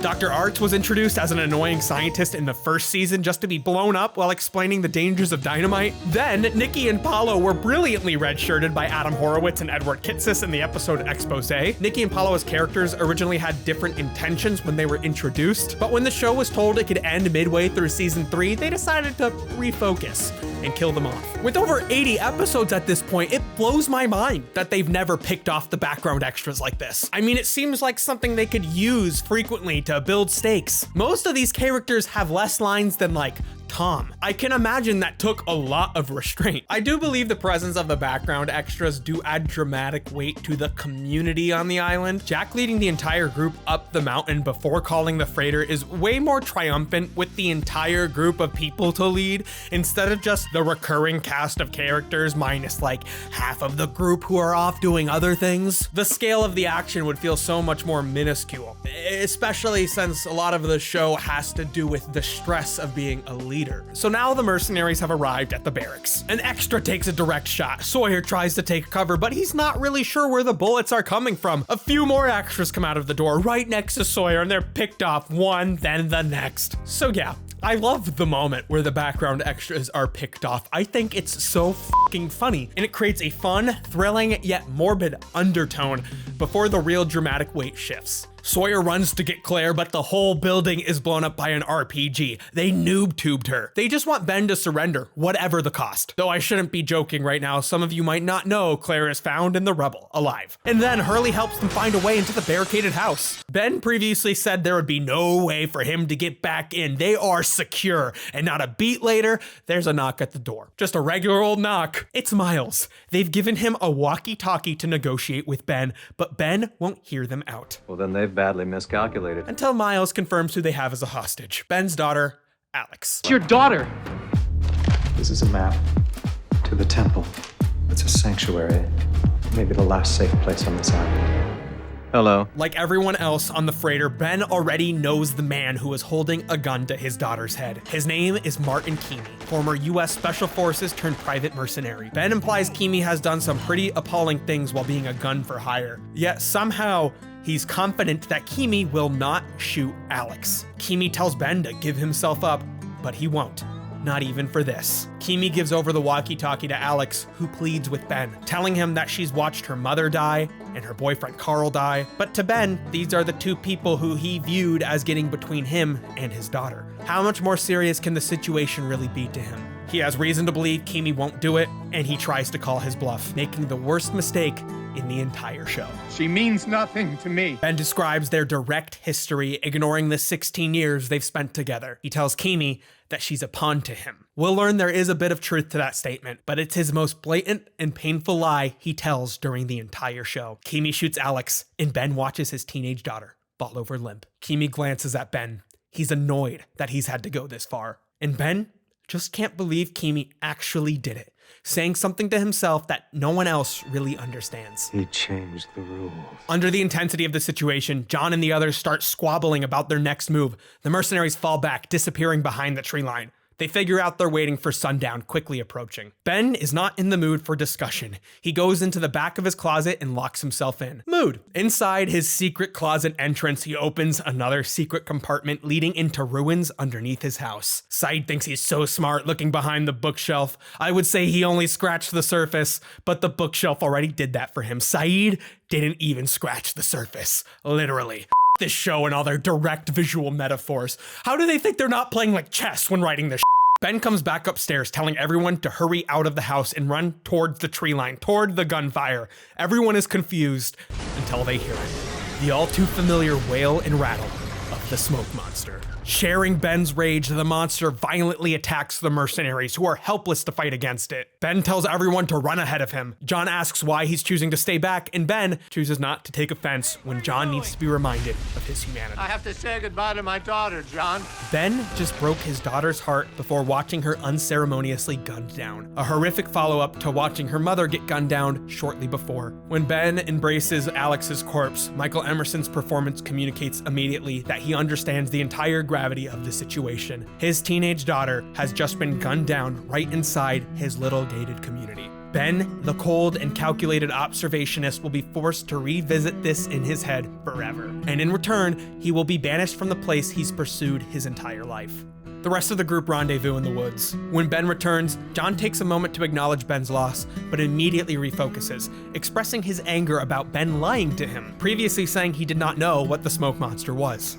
You told me you didn't know what the smoke monster was. You can ask Jacob all about it when we go to the cabin. John has tunnel vision. Ben's information makes him formidable, yet obscuring the limit of his knowledge is necessary for it to be valuable to him. He does not know what the smoke monster is, and in all of the chaos, Ben brings their attention back to the previous goal, seeking out the cabin. Sawyer wants none of this Jacob garbage, and realizes the best way to survival is back at the beach. But John has finally clued in that Hurley knows where the cabin is. John demands Hurley come with them, pulling a gun to ensure it happens, and permanently fracturing what's left of his group. This is unacceptable to Sawyer, who has finally learned to outwardly love his friends, and he loves hard. He pulls a gun on John, finally stepping in to call out John's dangerous actions. But Sawyer failed to consider that Hurley wants to see this through as well. He chooses to go with Ben and John, but Sawyer and John have an understanding between each other. You harm so much as one hair on his curly head, I'll kill you. Fair enough.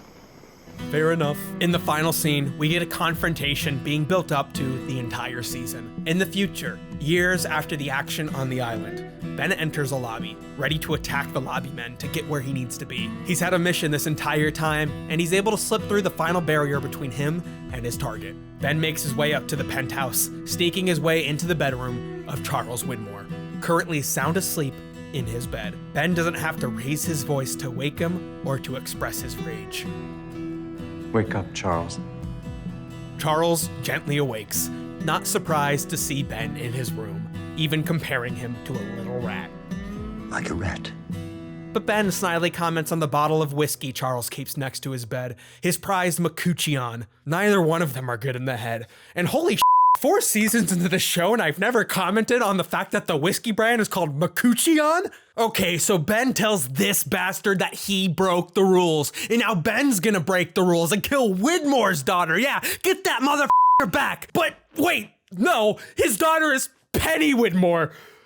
His daughter is Penny. Ben thought Widmore wouldn't go after Alex because if Widmore went after Alex, that means Ben would have to go after Penny. Like everyone in Lost, Ben has become the hero of his own story. But his story is a revenge mission, and we really don't want to see anybody get caught in the crossfires. To a lot of people, this was the perfect episode to kind of grip everyone back into Lost's action. Instead of diving deep into the mythology like The Constant did, this is more about the characters' struggles, which has always been Lost's strongest point. For the first time, Ben is seen to be truly vulnerable. Ben brought his daughter along unarmed with him to confront his past enemies, but this is a different animal entirely. This episode was written by Brian K. Vaughan and Drew Goddard, 2 writers who I really haven't had the time to talk about during this whole thing, or at least haven't made time for. Brian K. Vaughan's a very talented comic book writer, writing Why the Last Man, Saga, Paper Girls, and Drew Goddard is a wonderful screenwriter who has worked on Buffy. He developed the Netflix Daredevil series. He wrote Cabin in the Woods, was nominated for an Oscar for The Martian. Jack Bender, as always, does a terrific job seamlessly slipping into the action genre, which Lost doesn't necessarily have every episode. The Flashforward is a great companion to Saeed's spy thriller earlier this season. Ben is settling old scores, which happens to begin during the island storyline. The story sees Ben getting his daughter killed. Parent watching a child die is seen as one of the worst things that can happen, yet the hour of television never forgets to balance the nasty nature of this character as he's made to be sympathetic. He's spiteful, envious, and angry. He kills, kidnaps, and manipulates, yet still, Michael Emerson is able to make you feel for him. And other critics agreed. Jennifer Goodwin of E! noted, "No one has ever done better work of humanizing a supervillain." And Kevin Thompson of the Palm Beach Post echoed similar thoughts about the character. Emerson could always say more with a lengthy stare than he could with 20 pages of dialogue. He has once again proved why he has become Lost star as well as its heart and soul. An Emmy should belong to him. Michael Emerson. Emerson would be nominated for his 2nd time for the role of Benjamin Linus. The previous season, he had lost out to Terry O'Quinn, who won one for John Locke, but he wouldn't take home a statue for this character just yet. Over the season, Jack has been balancing a lot. He's always on the edge, and now he's trying to back away from the edge and leave the island, while everything else naturally pushes him right back to where he started, the edge. In the last episode, the freighter's doctor washes ashore, and Jack is at a loss when Daniel calls the freighter and hears the doctor's fine.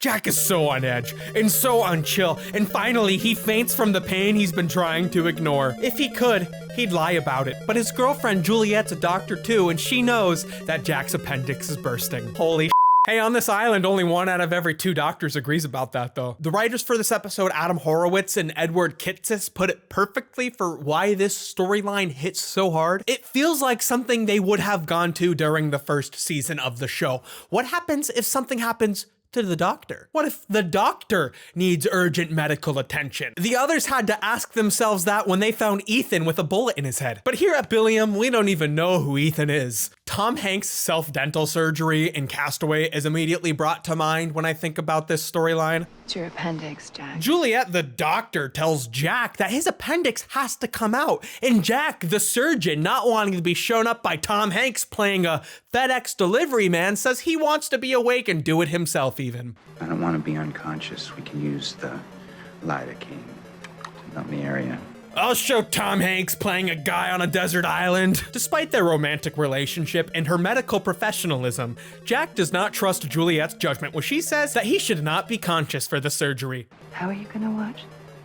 Flat on your back with my hand in your abdominal cavity. If we ever saw Jack in a lawsuit, he would be defending himself. They even got Bernard, who's a dental surgeon. They got most of the basics down. Jack is too fragile to be moved to any of the medical facilities around the island, so people have to go to the staff to collect supplies for him. His judgment is slipping. In the future, Jack wakes up in his big, comfy bed. He's slow to get up before sauntering on into the bathroom. We hear running water. Somebody is already in the shower. He opens it to Kate, who embraces him. The two passionately kiss. They seem happy. The music is equally as happy, but we know on the island, Jack is with Juliet. I'm exhausted and very intrigued. Jack reads to Aaron as Kate watches him. Despite all the heartbreak to play out on the island, it seems that these two characters will be able to forge out a happy little life for themselves. They're able to fit into this role of caretaker so well, watching after Aaron, Claire's son, and unknown to Jack, his nephew. This episode's also notable for another reason. This would be the last episode of the show Evangeline Lilly would shoot either nude or partially nude. In the past, Evangeline Lilly had been critical about having to shoot some of these scenes, expressing dissatisfaction towards the show's producers, yet somehow they always ended up in the script again. After this season 4 episode, she would draw a line in the sand, something she really only opened up about publicly 8 years after the show ended on a Lost fan podcast called The Lost Boys. In season 3, I'd had a bad experience on set, basically cornered into doing a scene partially naked, and I felt I had no choice in the matter. Another scene came up where Kate was undressing. I fought very hard to have that scene be under my control,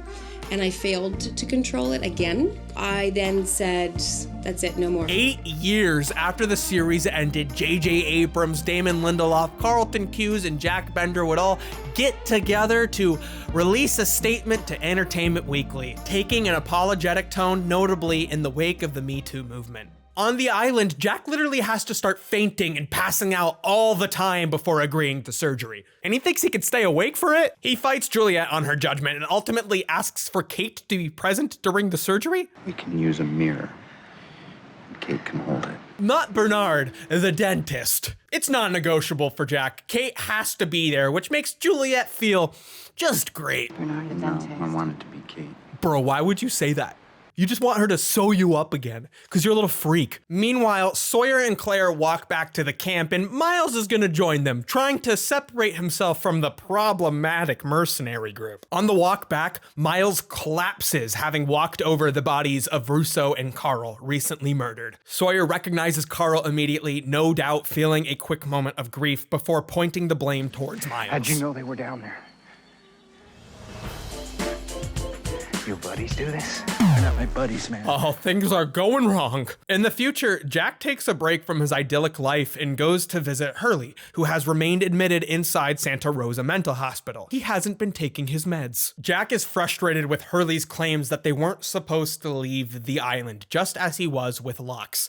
However, he hears Hurley out until Hurley finally delivers a difficult message for Jack to hear, supposedly from Charlie. You're not supposed to raise him. You're not his father! You're not his family! Now, to Jack, there's no way to take this other than a pointed insult from his former friend. But Hurley tells Jack one last thing before he leaves. Somebody's going to visit him. Coming home late, Kate is wondering where Jack has been, but Jack doesn't tell her. He changes the subject to what's consuming his mind. He wants to know if he's good at raising Aaron, if he can fit the role of a father. Kate easily says yes. She's seen him as a good father figure to Aaron. Relieved and having heard what he's needed to hear, Jack proposes to her. Everything seems to be fine, great even. But excellently, the breakdown of Jack and Kate's relationship in the future runs parallel to the breakdown of his and Juliet's relationship on the island. Juliet, the doctor, Bernard, the dentist, and Kate, who really shouldn't be there, nervously go into the surgery. Jack starts getting in the way of it, so quickly Juliet does what she thinks is best and knocks him the fuck out. He was never going to be awake in the surgery. In the future, Jack is continuing to get closer to the edge. We're not sure if he's actually seeing his dad in the lobby of the hospital, but it's so vivid, and Jack's demeanor changes so quickly We have no choice but to believe it. He's shaken by his presence just as he was on the island, but he walks closer to him. Even having what I consider to be a pretty good understanding of Lost mythology, this scene is so ominous and deliciously perplexing to me. Did Hurley forewarn Jack of this? Is this the island calling to Jack through a visitor? Is Jack losing what he has left after losing it so many times? Or is it an imposter like Echo's brother Yemi, somehow communicating with Jack? Jack walks forward, attempting a direct conversation, but he loosens his attention for just a moment, and like that, his dad is gone. At this moment, Jack starts asking his colleagues for pills. Perhaps his addiction spirals after his clumsy, imprecise surgery and poor recovery, or perhaps the anxiety of what he left behind starts it. Nonetheless, he was not set up to succeed when going home. Jack has seen his dead father, Christian, quite a few times, but back on the island, someone else starts seeing him. Christian's other kid, Claire. Dad? When Ben described the strategy being used against him as shock and awe, he was perfectly describing the state Claire would be sent into after being found in the rubble of the house. She's still processing Charlie's death, she has a baby to take care of, and so many people around her have died. With Claire often being described as the heart of the beach camp, it's no doubt that she is the one who is most affected by all of the background characters being killed off. When Christian appears to Claire in the middle of the night, cradling Aaron, Claire leaves her campsite and Sawyer and Miles behind, choosing to go with the man she recognizes as her father. Sawyer does not see her leave. In the future, Jack's personal issues boil over when Kate disappears for an evening to go run an errand for Sawyer. It's something she promised to do for him before she left the island. Jack wants to know what she did, where she was all afternoon. Before pressing her about it too much, he tells her about how he went to go see Hurley, offering a non-explanation for why he didn't tell her about it. Because he's crazy. When Kate asks Jack what he was doing and Jack decides to drop it, Kate doesn't follow up. Jack tells her this despite the fact that she wasn't prying to justify his own prying. He doubles down, asking where she was for Sawyer. Kate doesn't tell Jack because she knows Sawyer wouldn't want him to know. Jack probably thinks Kate was out all afternoon going to see Sawyer's hotter twin brother, Huck. What else could she be doing? Jack likes to make assumptions outside of the box. Without the external stressors of the island, these characters are left to themselves and Jack cannot help himself. Just like before, Jack cannot let things go. Just like he demanded with the briefcase in season 1. I want the truth. Just this once. He demands to know where she was, but she doesn't tell him.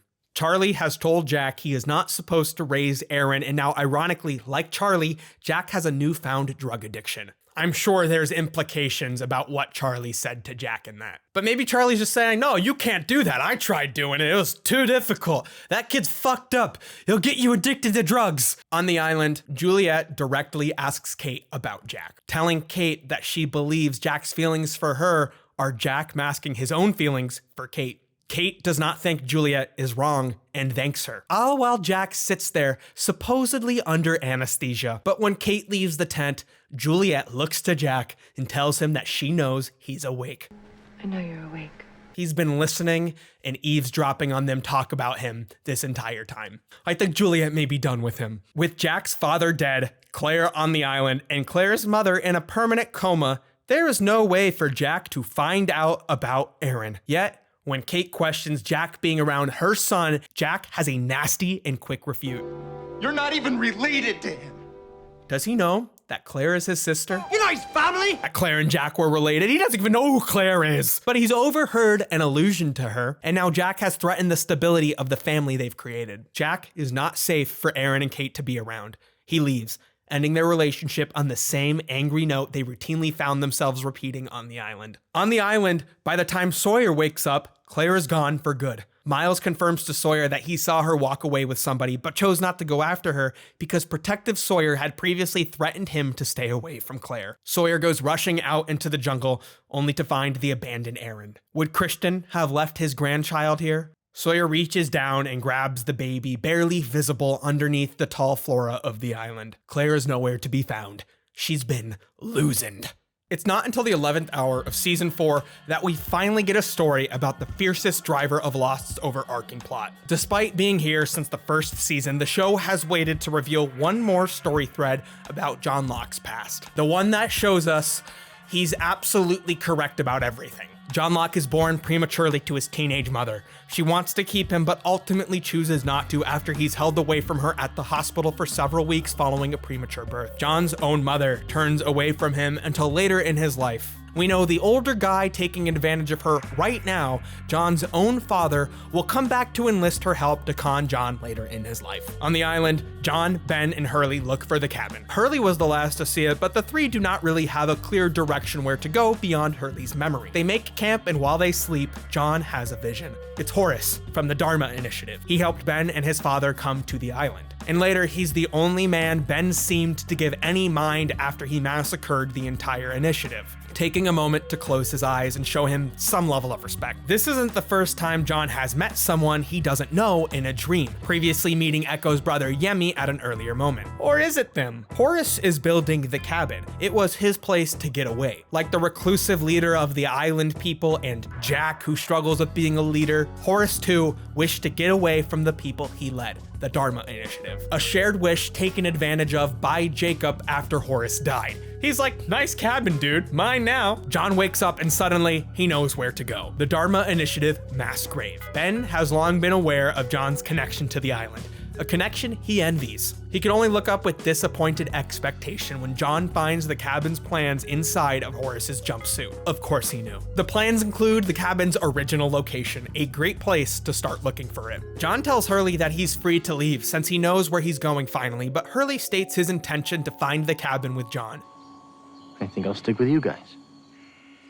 This way? Ben takes a moment to compliment John's manipulative skills, but John insists that's not who he is. I'm not you. After being absent for all season, we finally get a scene with Lost's seemingly immortal character, Richard Alpert. He visited John in his youth, wanting to test him. He tells young John he may be special, but Richard just wants to confirm. They've known about John for a very long time, and John has been gaming for years. Richard presents John with a series of objects and asks him to pick the thing that already belonged to him. A ritual no doubt inspired by similar ones used to seek the Dalai Lama's incarnation. Lil John doesn't really understand what Richard means by the object that already belonged to him, but John shows a level of knowledge of his future, drawing the black smoke, the monster. The other objects presented to John are the Book of Law, a comic book, a vial of sand, and a compass, which you'll soon figure out Richard believes to be the right answer. To the audience, the knife may feel like the right answer. John is the hunter. That is his future, and it's what John picks. But Richard quickly tells John that he chose wrong, ignoring his obvious insight and packing the items up and immediately leaving. The people running the place will insist this is because John made a mistake. What did you do? In high school, teenage John comes out of a locker he was just shoved into. Not wanting to make the bullies angry, John is sent to the guidance counselor's office, only for his anger to boil and fester. This adult seems to want what's best for John and tells him about a company from Portland doing exciting research. Previously, the others have used Portland as a location to hide their organization's operations. Perhaps the others are reaching out to John again. Perhaps this is an opportunity for him, yet John doesn't want to go. He's not interested in the academic sound of their work. He wants to be a tough guy. He wants to play sports. He wants to become a hunter. But he's told to accept that he's just a little nerd. You'll never kill a boar and feed people, John. Don't tell me what I can't do. John has always had a destiny, but his destiny has always pushed him to places that made him feel like he was being held back. The island is calling to him, yet he rejects it. His destiny is to become the hunter. He's right. We've seen it. Later, John has just had his back broken. Damn, tough episode for this guy. His father pushed him out a window when John threatened one of his schemes. John is defeated and at his lowest point. It's very depressing to watch him painfully push through his physical therapy, hopelessly fighting his paralysis. Except, he's visited by the representative of Charles Widmore, the one who will go to see Hurley and who with Naomi will assemble the freighter research team. Though John doesn't see it yet, this man is confident in John's destiny. I guess that means Widmore knows about John too. There's a lot of this story we have yet to be let in on. John has been watched his entire life. Ben wishes he could have this level of access. Imagine if he was watching you since the moment you were born. When you're a manipulator, that's information you can only dream about having. The cabin is a really interesting part of Lost's lore and one that confuses a lot of people.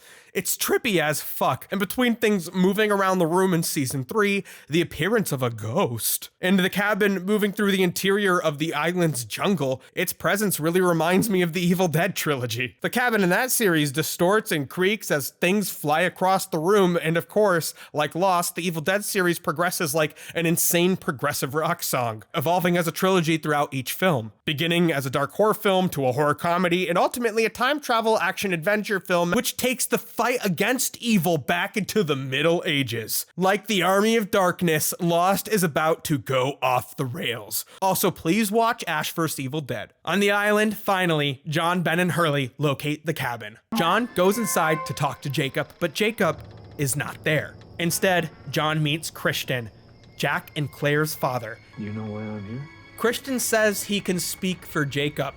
Yeah, sure. Do you? Did you draw that, John? I'm here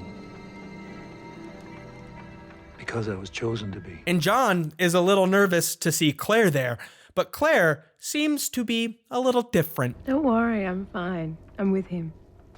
She's comfortable sitting inside this dark cabin with her supposed dead father, who she never even learned died, and she doesn't even seem to care about Aaron. Where's Aaron? Claire doesn't care right now. It's a weird conversation and we don't see the whole thing, but outside the cabin right now, Hurley and Ben are hanging out. These are arguably Lost's two most diametrically opposed characters. Hurley's just eating a chocolate bar, and Ben looks to him, clearly hungry. Ben has kidnapped Hurley and his friends, and Hurley has had friends die as a result of Ben's orders. Hurley just saw a mass grave Ben created. What happened to him? He did. Yet still, Hurley gives Ben a piece of the chocolate bar. Maybe it's because of the tremendous loss Ben has just suffered, but more likely than not, it's because Hurley wants to do what makes him feel good. He's just that kind of guy. John exits the moving cabin the island itself helped him to find. He finally has instructions. He wants us to move the island. They can do that? I mean, the cabin's been moving all season. The cabin could be like a microcosm of the island, shifting in space. I already told you the polar bear and Ben got teleported. Why not the island? The figure John sees in season 3 was maybe Jacob or an imposter, and Christian's ghost, or is it Christian's ghost, confirms to John that he is not Jacob. He can only speak through Jacob, allegedly. Who's Jacob? We gotta meet him someday. His cabin moves all over the place, and apparently the island can move too? Hey, like Tears for Fears say in their best song ever, the Bad Man song, "Faith Can Move Mountains." That's a Tears for Fears quote, not a Bible quote. Everything's connected, people.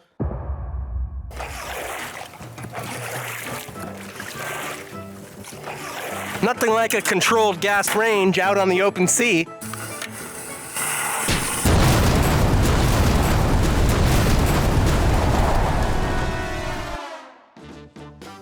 Unlike most of Lost's multi-part finales, There's No Place Like Home actually has two separate directors. Part 1 was directed by Stephen Williams, and parts 2 and 3 was directed by Jack Bender. Then there was a 2-week gap between part 1, which aired on May 15th, 2008, and parts 2 and 3, which aired on May 29th, 2008. The network had to make some extra room on the schedule to get this to work. They had to take the 2-week break for Ugly Betty to air. Like the finale episode for the first season, Exodus, There's No Place Like Home does not feature one character in particular. Exodus told the story of everyone's day prior to boarding Oceanic 815, and There's No Place Like Home follows their early adjustment to life and ultimately begins building momentum for their journey back to the island, a fitting bookend to their first visit. The episode begins in the open cockpit of a Coast Guard plane. The pilot holds a rabbit's foot for good luck, an image I always believed to be perfect for the show. In the back, Hurley, Jack's son, Kate, Saeed, and Aaron wait anxiously. Not Aaron, he doesn't know what's going on. A representative of Oceanic Airlines coaches them on the press conference they're about to be a part of. Corporate doesn't love the name the Oceanic 6, but it's the one that has stuck with the press. Already from the start, we notice the fractious qualities of their relationship. Okay, they'll think that we're in shock. We are in shock, Jack. I love how Matthew Fox describes the Oceanic 6 in an interview given with Entertainment Weekly prior to season 4. They're covering up something. That's an agreement they've all reached, and it's a gross, weird little bond that they have with each other. As the plane is landing, there's an opportunity to reprise the melody from the Rafts theme in season 1, though it's not played as a triumphant coming together of the group with every piece of the band blaring. It's a simpler, somber rendition as the characters, all in a complete state of shock, reunite with their family. families. It's more relieving than triumphant since they've only made it home with such an underlying cost. On the island leading up to this episode, the mercenary team has completely taken control of the freighter. Keamy needs to capture Benjamin Linus to get his full payment from Charles Widmore, and the captain is trying to get in the way of the brutality used to make that happen. Like the others, the captain did not sign up for what the mercenaries are doing. When Keamy learns Michael sold him out to Ben Linus, Keamy tries to shoot Michael, but the island isn't done with Michael yet, and the gun just won't fire. Direct intervention. Keamy prepares what he calls secondary protocols given to him by Charles Widmore, including strapping himself with a weird device and heading to the Orchid. We're realizing that Widmore knows everything about the island, and he's keeping the captain in the dark as to what Keamy is up to. The doctor hears the news that he's washed ashore dead. He doesn't really know what to do with that information. But I'm the doctor. Keamy quickly enacts a full mutiny, shooting the captain and slicing the doctor's throat when Frank refuses to fly the helicopter. His body will drift to shore and back through time. What didn't you understand about that, Doctor? Frank reluctantly agrees to take the squadron back to the island, but he makes sure to fly over the beach camp and drop a working satellite phone. This brief opportunity is the best time to start bringing people to the freighter. Saeed has already taken the Zodiac raft ahead of the captain being shot and starts ferrying people to the boat. John, Ben, and Hurley head to the Orchid station, unaware the mercenaries are ahead of them. Ben explains the Orchid is where you move the island. Stopping in the middle of a field, Ben takes a moment to signal his people that he's on the move, communicating with somebody behind the tree line with little mirrors, little light flashes. Daniel hears the term secondary protocol and searches through his notes. He gets nervous by the mention of the Orchid station and warns everyone of the imperative to get off of the island. When comparing the Doctor to Daniel's experiment earlier in the season, you see that the island inconsistently affects time. Before, the ship's radar showed the package as being delivered 30 minutes before Faraday got it. But once the freighter hears news that the Doctor has washed ashore dead, he's still alive. They're in the past now. As we've seen, traveling to and from the island through anything but specific bearings can shift you through time. I imagine radio signals can sync up because waves don't travel through specific bearings, unlike a physical object. So in the world of Lost, a radio signal can not only theoretically be picked up in the present, but then again at a later time, just like the radio Saeed and Hurley listened to in the second season. Michael helps repair the engines of the freighter, having enough clarity to realize only the mercenary team is a direct threat. He isn't aligned with Ben. He's working to help his former friends. And if that means fixing the freighter, that means fixing the freighter. When John, Ben, and Hurley arrive at the Orchid, the mercenary team is already guarding the entrance. Ben tells John how to find the door before finally giving himself up to the mercenary group. John questions his motives, but Ben is too disgusted by John's inability to catch up to answer. I always have a plan. It was okay when John questioned that he was sad about his daughter, but it's not okay that John questions his gamer moves. With everyone moving out, Jack and Sawyer follow Lapidus' location with the satellite phone. They find him in handcuffs away from the cockpit, unable to fly the helicopter, so they throw him a toolbox so he can get free. But immediately they continue to the Orchid. They've given up on John, but they need to go find Hurley. Son of a bitch. It's pretty incredible the show can tell you exactly what's going to happen, yet still create these dramatic circumstances that make you disbelieve it actually will happen. There is no way those characters get off the island by the end of this episode. What goes wrong? What goes right? Meanwhile, once Saeed arrives at the shore, he trades spots with Faraday, who starts ferrying people back to the boat. They're going to get off this island one way or another. Sun, Jin, and a bunch of randos are first to board. Please, get Jin away from the random people. They're picking people off one by one this season. Don't get mixed up with those background extras, Jin. Saeed and Kate go to back up Sawyer and Jack, realizing they're running straight for the mercenary team. However, Saeed and Kate are quickly captured by the others. Finally ready to come back into play now that all of our favorite characters have done the task of learning how dangerous these people are. On the freighter, Jin and Sun are shocked to meet Michael. It's an awkward reunion between friends, with the only icebreaker being the bomb discovered underneath the freighter. Now it's just like old times. Perilous danger and all. And the bomb's it's even bigger than the one Michael brought. This could blow up the whole freighter 2 times over. After the Oceanic 6 land in Honolulu, they have to cross the threshold of a terrifying press conference. We witness the specificities of their lie and how quickly Jack becomes a driver to push the false narrative they've built and the tangled web of lies that needs to be created to sell their story. By the time the Coast Guard plane landed, they already cooked up their story. Can you tell us what it was like when the plane hit the ocean? got out before it went down. It never happened. By then, there was only 8 of us left. It's fiction. You look pretty healthy having been on an island. Is that directed at me, dude? No. She asked if my husband was one of the people who died on the island. The answer is no. He never made it off the plane. This one was invented by a writer. What was it like giving birth on the island? Scary. Wrong. Is it possible there are any other survivors from the crash? No, absolutely not.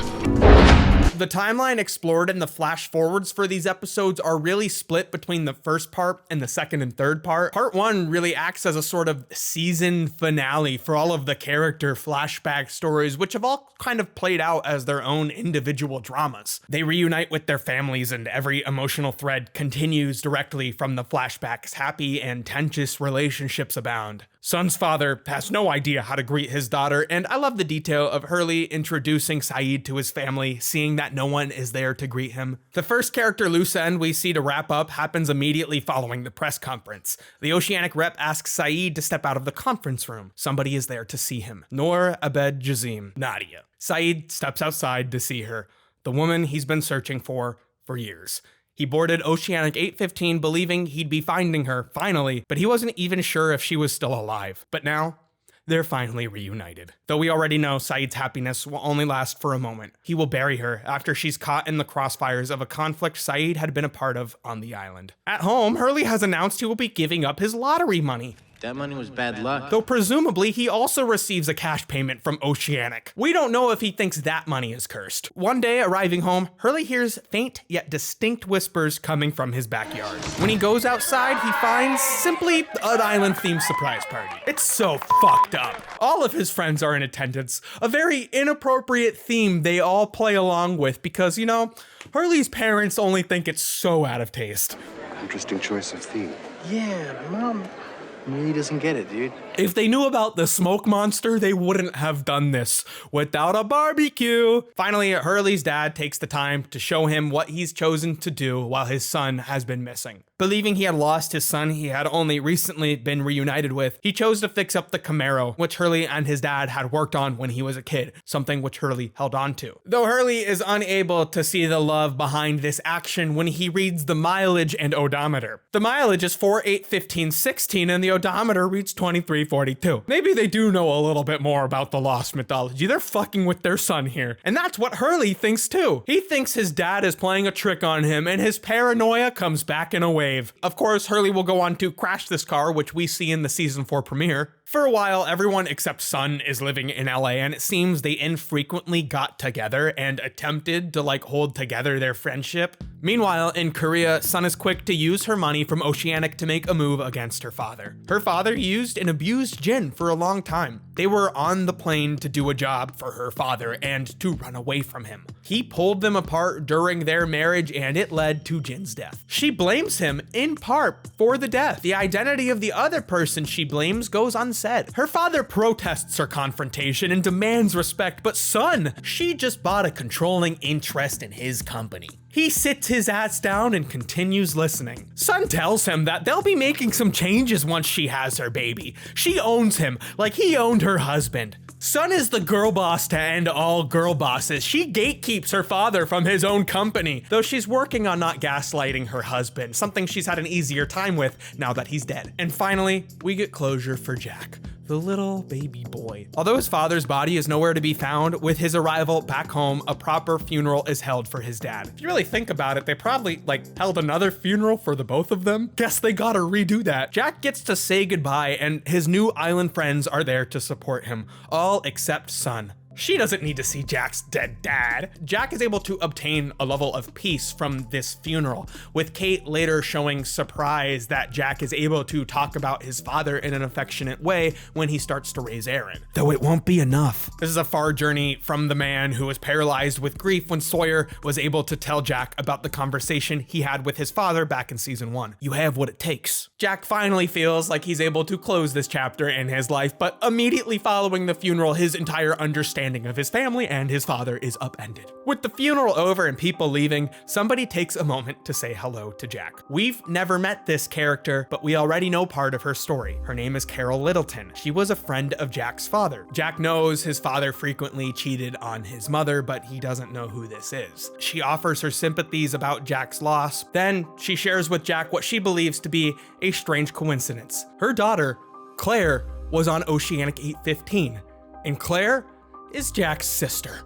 We already knew this, but Jack's like, oh my God! While trying to close the book on his father and while trying to leave the island behind him, Jack has just learned he's left his sister behind him too. Carol is Claire's mother, Christian Shepherd's lover. She has been in a coma with her medical bills being paid for by Christian Shepherd. Claire is the one who insisted on keeping her alive, and now she has miraculously woken up after the disappearance of Oceanic 815. Carol acknowledges Aaron being held in Kate's arms.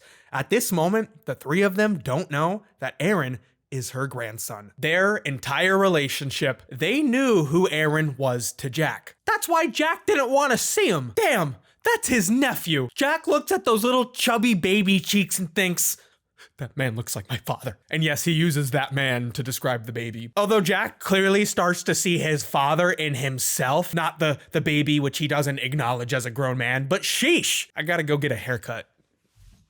I got a haircut. Then my hair grew out and I got another haircut. So it's been 2 haircuts since I've seen you last. The second and third part of the finale would be directed by Jack Bender, who extended production by 5 days to add an extra hour, making it a 3-part finale. And folks, they pulled it off, unlike Jack on the Island, who in fact will not pull it off. We're starting to shoot the finale without a script. It's kind of like filling in pieces of a puzzle without the puzzle. But it's good because the guys told us what the puzzle will be. In the Flash Forward storyline, we now pick back up in the future presented in Through the Looking Glass. The final clip of the recap is Jack's now famous cry to Kate as she drives away, screaming, "We have to go back." It cuts to black, and then we hear tires screeching. Kate slams on her fucking brakes. The episode picks back up right after the scene. Never skip the recap. The car backs up, just like the audience rewinding the original scene in disbelief all over again. She gives Jack a piece of her mind regarding the now understood unhinged reality of going back. She asks him and tells him what the You call me over and over again for 2 days straight, stoned on your pills. And we finally hear the name Jack had pulled out of the newspaper a whole season ago. An obituary for Jeremy Bentham? Jeremy Bentham, which once again, vigilant viewers already knew. And in hindsight, Jeremy Bentham is a pretty obvious clue to the identity of this deceased castaway. Kate is angry that Jack believed what Bentham had to say because he came to speak to her too. Whoa, did she just play that back? Nice. On the island, Jack and Sawyer have found the orchid. They come to get Hurley, but Jack wants to talk to Locke. One last argument for the road, I suppose. They just need to admit they love each other. Locke asks Jack to stay on the island point blank. He has nothing to offer. He just asks. You'd like me to stay. But you're not supposed to go home. What am I supposed to do?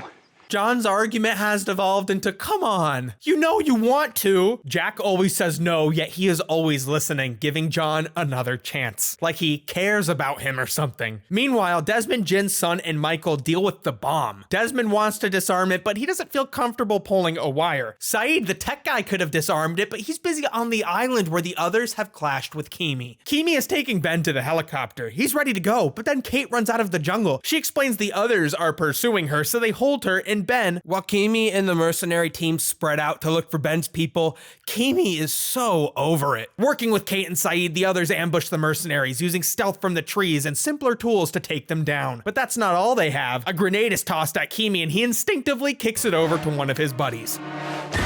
He wasn't loyal to the people on the boat, and he's not loyal to his own squadron. He just wants his bag. Kate and Ben run away, so Kimi sprints at them like the fucking Prowler, only for Saeed to tackle him. The two roll down a cliff together, soldier v soldier, finally getting at each other after their stare down on the freighter. They've been waiting for this. The choreography and music create a desperate and intimate scrap, with each one going for the kill every time. They fight for Kimi's gun, with Kimi aiming to kill, but Saeed grabs the barrel, saving himself when it goes off before it's tossed to the side for whoever will get to it. They grapple, but with no one left to watch his back, Saeed is able to grab Kimi's knife, stabbing him in the back. Poetic after what he just did to Omar. That's his name, by the way. Omar is certainly an acceptable casualty as far as Kimi is concerned. When you die on this show, you come back or you go into a flashback, or it's really interesting. So you never know. Yeah, so maybe Omar will come back.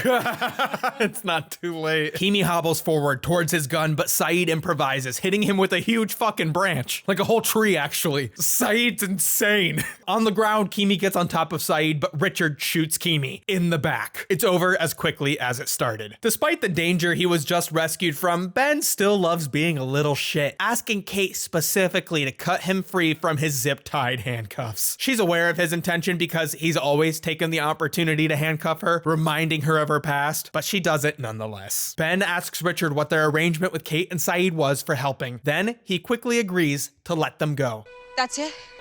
That's it. Just as easily as he let Michael go. Michael, who's currently just offshore the island. He suspects Kate and Saeed might be back. You know that you're here for a reason. All John has to say to Jack is, "You're not supposed to leave." Like a disappointed child upset to see his friend's parents come to pick him up halfway through a playdate. John tells Jack that if he leaves, the knowledge of the destiny he left on the island will eat him up inside until he has to come back. Though when John realizes he can't get Jack to stay, he changes course completely, asking him to lie to protect the island. Jack cannot comprehend why John would want to protect it, but the fact we know he will means maybe he knows more than he's willing to admit. It's a place where miracles happen.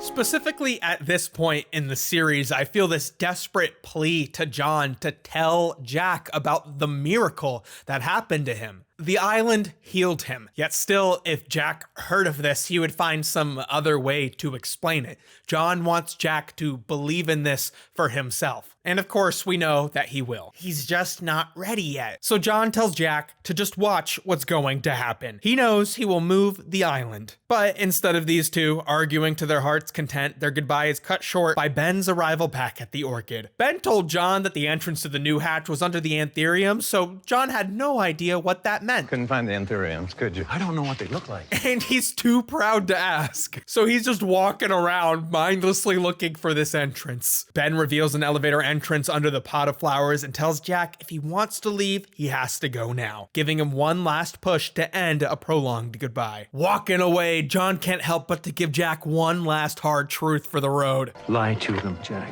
If you do it half as well as you lie to yourself, they'll believe you. And John begins a descent down into another hatch.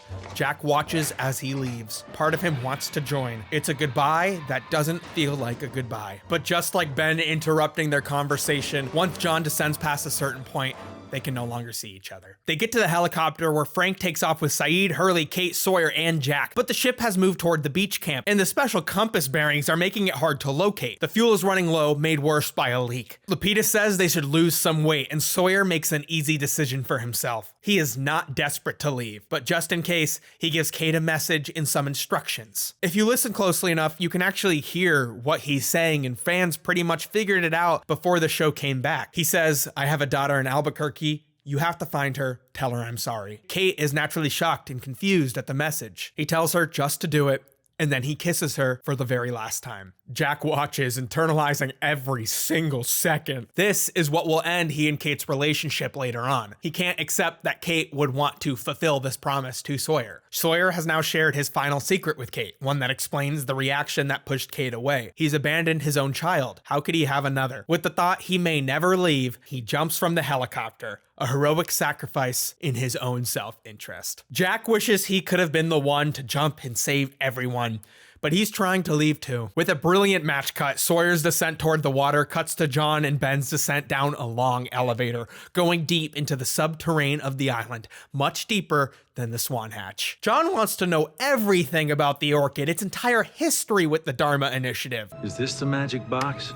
No, John, it's not. Bro still doesn't understand it's a metaphor. Ben is a little impatient at this moment, so he puts on the final videotape for John to keep him busy. It's the most exciting and poignant tape regarding the Dharma Initiative's interest in the island. Tape 6 out of 6. Finally, the doctor gives us information about the anomaly and why the Dharma Initiative was so interested in studying it in the first place. He explains that the island's exotic energy has a unique impact on the Casimir effect, a phenomena observed in quantum mechanics which illustrates that both dark matter and dark energy does exist and exerts physical force on regular matter and regular energy, aka observable stuff. I spent a lot of time trying to understand how this might be relevant to Lost, but really what this is trying to tell you is that Lost's version of time travel is in fact going to follow a quantum model of time travel. Now, I'm no scientist, but from what I've read about the quantum model of time travel is that it follows a self-consistency principle first described by Igor Dmitrievich Novikov. Larry Niven called it the law of conservation of history, and as the story of Lost has already told us, you cannot change the past. The island allowed Dharma to conduct experiments in both space-time, experiments they did on animals. Daniel's white lab rat, the white rabbit in the video, the white polar bear, that'd be an easy animal to find again if it traveled through space in time and ended up somewhere like the Tunisian desert. As in polar bear. John diligently listens to the video's instructions as Ben just ignores the rules. The doctor says not to put metal in the chamber, and John looks to Ben with desperate concern as he puts all of the metal in the chamber. John wants to speak up, but Ben will make him feel stupid. Is he talking about what I think he was talking about? If you mean time-traveling bunnies, then yes. You do know that he said specifically not to put anything metal in here. Their rhythm and chemistry is interrupted when they hear the elevator descending. They're not expecting anyone. At the same time, on the freighter, everyone is trying to do their best to settle the bomb crisis. The helicopter tries to land and refuel, but they're told not to, yet Frank does not have a choice. I'm fine on fumes, I gotta put this bird down! Kimi has arrived in the Orchid, a knife in his back and a bullet in his body armor. He needs his fucking target, and as long as his heart is beating, he's going to get it. And if his heart stops beating, he explains, the apparatus fixed to his arm will blow up the freighter. He calls it a dead man's trigger. Ben's daughter didn't work as a hostage. Maybe this will, Kimi thinks. Doesn't really sound like a good plan. Instead of Ben, however, Kimi meets John, who attempts to rely on his persuasiveness, which is just like, doesn't really exist. I have no conflict with you. On the freighter, the final nitrogen tank is almost out. They have to refuel, but first they need to get everyone beneath the deck and bring them up. They have to. Jin is inside. They go in to get him, but he wants to stay with Michael. He wants to stay with his friend, but Michael convinces him to go, both for Sun and his unborn child. The helicopter takes off with the addition of Desmond and Sun. They've had to leave quickly because of the bomb, but they end up leaving Jin behind, with Sun left screaming that haunting phrase. We need to go back! In the Orchid, John's calm demeanor clashes with Kimi, bleeding out, running out of adrenaline. Terry O'Quinn plays John cooler than ever, but still, he has no bargaining chip and no ability to persuade. But he has Kimi's attention for just long enough for Ben to stab him to death. You killed my daughter! Kimi had no idea who he was making that threat to. Innocent people will die if you kill me? What a joke! But now, the freighter's gonna explode. You just killed everybody on that boat. So? Below deck, Michael has run out of nitrogen. In a second, the ice will defrost and he will die. But before that, Michael is greeted by someone he has never met. The ghost of Christian Shepherd, a face Michael has never seen, coming at him to gloat, to make sure Michael feels how truly small he is in this game. Ben, the person who brought him to the island, just sacrificed Michael for senseless revenge. Who are you? The freighter blows up and Sun watches horrifically as Jin disappears into the flames, a gut-wrenching loss portrayed so brutally by Yoon Jin Kim. We feel him being torn from her and the sudden shock of it all. He is there, and then he's not. Just like that, he's taken away from her. When Sawyer swims back to shore, he's met by Juliet, half a bottle in, already mourning their trip home. It was there, now it's not. She's not surprised, and Sawyer already believed he'd be staying. They were both ready for it, but now they think their friends might be dead. Back home, the characters have clearly all found it difficult to leave behind the many loose ends they left unattended during their time on the island. But now begins their calls to return, to do it all one more time and finish what they've started. Last seen in the season 3 finale, Walt had projected himself to John to say, get to work, exhibiting a vague level of clairvoyance. John wanted to get rest, so Walt told him to get work. Now, 3 years later, he does the same with someone else he trusts. One day in the clinic, Hurley gets a visitor. It's Walt, but his grandmother screens Hurley before she lets them talk. The reunion is awkward. These two are friends, but the first question Walt has is why no one has come to visit him. A reprise of Michael's plea to the camp asking them to take action in regard to his kidnapped son. Nobody cared enough on the island to come rescue him, and nobody cared enough off the island to come visit him. Except Walt mentions that Jeremy Bentham paid him a visit. Jeremy Bentham. He paid everyone a visit, but mostly Walt just wants to know why everyone is lying. Hurley tries to explain to the best of his ability, saying people want to hurt those they left behind.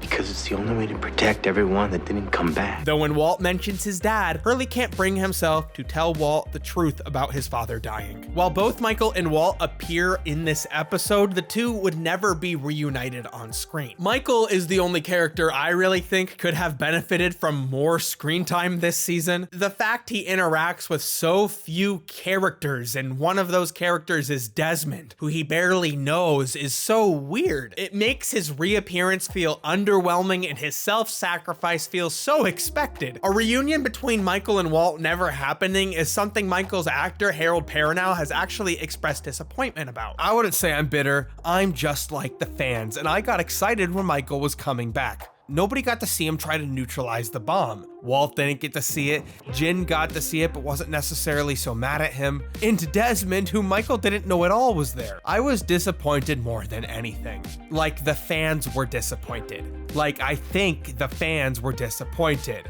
Between Harold Perrineau and Evangeline Lilly's criticisms, I think it's very important to note that these actors were always coming at the show from the perspective of a fan. They wanted their characters to be better because they thought it would make the show better, not because they wanted to on the project they were in. But we'll get into a lot of the criticisms about the show from the people involved in the show later on. Later, Saeed comes to Santa Rosa to break Hurley out. Saeed has taken out a man he watched spy on Hurley for over a week. Ironically, Saeed too has been watching Hurley for over a week. Saeed says they have to go now, and Hurley comes along. But first, Hurley has to finish the chess game he was playing, saying "Checkmate, Mr. Echo," another character preemptively written out of the show. But this was the actor's choice. Checkmate, Mr. Echo. Also, this was Mr. Echo's final appearance on Lost, the actor's choice. Checkmate. Excluding his confrontation with Ben, Charles Widmore has largely been absent from the Flashforward storyline. Despite the large presence of his people, he's largely working behind the scenes until one of the Oceanic Six forces contact through an open-door invitation. Are you really going to pretend that you don't know who I am? The connection between these two characters was already known by players of the Lost ARGs, which we will be diving into next chapter, but Widmore's son's father and the Hanzo Foundation all had business dealings with the Dharma Initiative. It's some of the only information from the expanded materials of the series to make it into the actual show. Widmore is stunned at her blunt statements and the distance she's traveled to deliver them. The global feeling of the show is often built by matte paintings and blue screen, green screen, so the cynical part of me wanted to believe that's not actually the London Bridge behind them, but it is. I've told you multiple times this whole show is shot in Hawaii, but there's a couple of exceptions to that. Actor Alan Dale was on stage in London, so his scenes this season were filmed in the United Kingdom. He was King Arthur in Spamalot. But anyways, Son has really come all this way for an introduction. At home in the middle of the night, Kate hears whispers and grabs her gun. She runs to Aaron's room and finds Aaron being crouched over by a woman. Kate tells her to get away from her son, and Claire turns around. Don't you touch my son! Fuck you say to me, you little shit! Claire reacts calmly, Kate reacts calmly. It's all good, cause it's just a nightmare. Or was it? In the past, Son wants to go back for Jin, but she's told they can't. Jack says he's gone. A seemingly out of character reaction until you ask, did Jack know Jin that well? Their fuel is running low, they have to go back to the island. Underneath the orchid and underneath the island, Ben has a disregard for the nature of Dharma's experiments. What's all this stuff for? Silly experiments. He has blown through the barrier of the chamber, revealing a deeper cavern, as naturally as the one in his own home. He wears a parka, the clothes of Dr. Edgar Halowax, the most recent pseudonym of the Dharma Doctor. He'll soon be transported in space and time to the Saharan desert. We've seen what will happen, but John was the one instructed to move the island, a responsibility he quickly allows Ben to take once he realizes the banishment that comes along with it. Ben, feeling a moment of remorse, tells John he is indeed supposed to lead the people of the island, the others. Then he apologizes to him for everything. Sorry I made your life so miserable. Ben goes another layer under while John ascends to lead his people, who are all waiting for John to take his place as the leader of the others, a position he has so long been groomed for. Ben finds himself at the bottom of human activity on the island, the freezing subterrane, beneath the final station built by the Dharma Initiative, constructed over the work of those here before them. Ben kicks his way through one last sheath of ice, revealing a ladder leading to the very bottom of the island. The island is not hell, but this is its lowest circle. And like Brutus, Judas, and Lucifer in Dante's Inferno considering their betrayal for eternity, Ben will have to consider the betrayal of his daughter in the ice. He has one last job to do for the island. A large wooden wheel is frozen, lodged inside a crevice on a large slab of stone, the control of a larger device behind it. Ben grabs a crowbar from the ground, forcing the wheel to turn. To describe Lost without the score of Michael Giacchino would be like calling the show Loosened instead of Lost. The music saves every single scene it's in and forces us to sympathize with a character that we're not really sure deserves it. Tired, bruised, and grieving, Ben is breaking through his own cold exterior and accepting the same penitent attitude of every one of Lost's characters, the self-judgment and the guilt. Yet redemption is at the core of Lost's theming, and Ben will provide the greatest challenge to that theme. Feeling the weight of his mistakes, Ben turns the wheel, a grief and an effort that will move the entire island. The ethereal hum of the anomaly begins to rise like an engine revving. The light is seen all around the island by John and his new people to lead by Juliet and Sawyer and the rest of the beach camp, and by those on the helicopter, the Oceanic 6 and Desmond. The light becomes too intense to keep looking until it quickly dies down. The people in the helicopter all look out in front of them and see the huge empty chasm quickly being swallowed up by the ocean in the absence of the island. Its disappearance as quick and dreamlike as when Jack saw his dead father, or when he saw the monster for the first time. In the blink of an eye, it's gone. He's in disbelief of what he's seen. It must not have happened the way he saw it happen. But the helicopter has run out of fuel and they go down, quickly inflating a life raft. Everyone is able to come up from the water, but Desmond is carried up unconscious. We think Desmond may be the last concession after ripping themselves from the island, but he lives. One small relief after having the rug ripped out. Hurley realizes the incredible thing John was able to pull off. After all, Hurley watched the cabin move right in front of his eyes. Why wouldn't the island be able to move too? Jack still can't acknowledge what he's experienced and what he's seen. He moved the island. No, he didn't. Oh, really?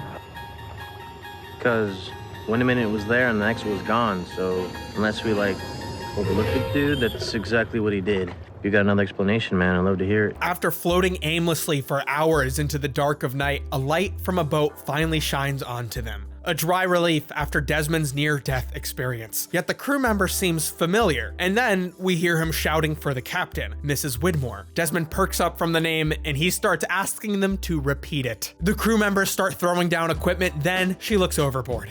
Penny Widmore. There's a disbelief in Desmond and Penny seeing each other. They're close, yet the boat is still a world between them. Desmond grabs the rope to climb up and she starts climbing down. They lose sight of each other, and for a second Desmond looks up, but he's looking in the wrong place because she's already in front of him. It's been less than a minute, but once again he's seen her sooner than he expected to. And now they can touch each other. The reveal is sudden and surprising and as emotionally fulfilling as when they first called each other earlier in the season. Penny finding the island pays off season 2's cliffhanger when her Antarctic outpost first picked up the signal of the electromagnetic discharge after Desmond turned the failsafe key in the hatch. These two were always destined to reunite with each other, and that's why they've been rescued. It feels so good, it's unbelievable, but the feeling is immediately undermined by Jack. He's ready to get down to the brass tacks. He tells them all they have to lie about the island. And after a week of discussions, the castaways have arrived farther from the island's closest location, Fiji, and closer to the site of Widmore's fake crash in Indonesia. To protect themselves from Charles Widmore, they don't reveal his lie, they go along with it. Penny and Desmond say farewell to the Oceanic Six, who then arrive on shore 108 days since the plane crashed. The number 108, of course, being the number of minutes each time the button must be pushed in season 2. But also, this number 108 officially ends the show's exercise and essentially being a day-to-day survival journey on the island. In the heads of so many people watching this show, these characters being rescued would have been the series finale. But as we've explored all season, there is an incomplete feeling to their rescue. In a final scene, Jack breaks into a funeral home, seeming completely detached from reality as he tries to dramatically face it. He finds the coffin of Jeremy Bentham, someone we know under a new name. He cries over the body, but then once again, somebody interrupts him. Hello, Jack. Ben walks into the room, startling Jack. Yet Jack already knew Ben was off of the island. He knows Jack is ready to go back and ready to listen. But as usual, there's a vague ritual to what needs to be done. They'll have to bring everyone back, including Bentham, who's revealed over the door of the casket to be none other than the deceased John Locke. With its pulpy twists, poignant character stories, mind-bending moments, and an urgent pacing, the 4th season of Lost plays out like a mini-series. And despite many people having snarky comments about how ridiculous it is that the island moved, I think it's an amazing part of the show. And many critics agreed. I think William Thomas of Empire magazine had the most concise thoughts on season 4's greatest twist. It's unusual for a show having arguably jumped the shark to vault straight back over. But that's what Lost has done. With season 4 gone are the now redundant flashbacks replaced by genuinely compelling flash forwards. This season actually pushes the sci-fi boundaries even further, but under the influence of a guiding story arc, at last, the show is actually becoming more believable. While Lost had always flirted with science fiction and fantasy, for it to come into the forefront as much as it did turned a lot of people off of the show, but it also drew a lot of people right back in. Hey guys, it's Billiam here, right before going off on his big boating journey to find the bag. Just in case I don't make it, I want you guys to like and subscribe. The next Lost video is coming. We got the next Lost video. We got the final Lost video coming next. So stay tuned. Oh, did I just find the bag?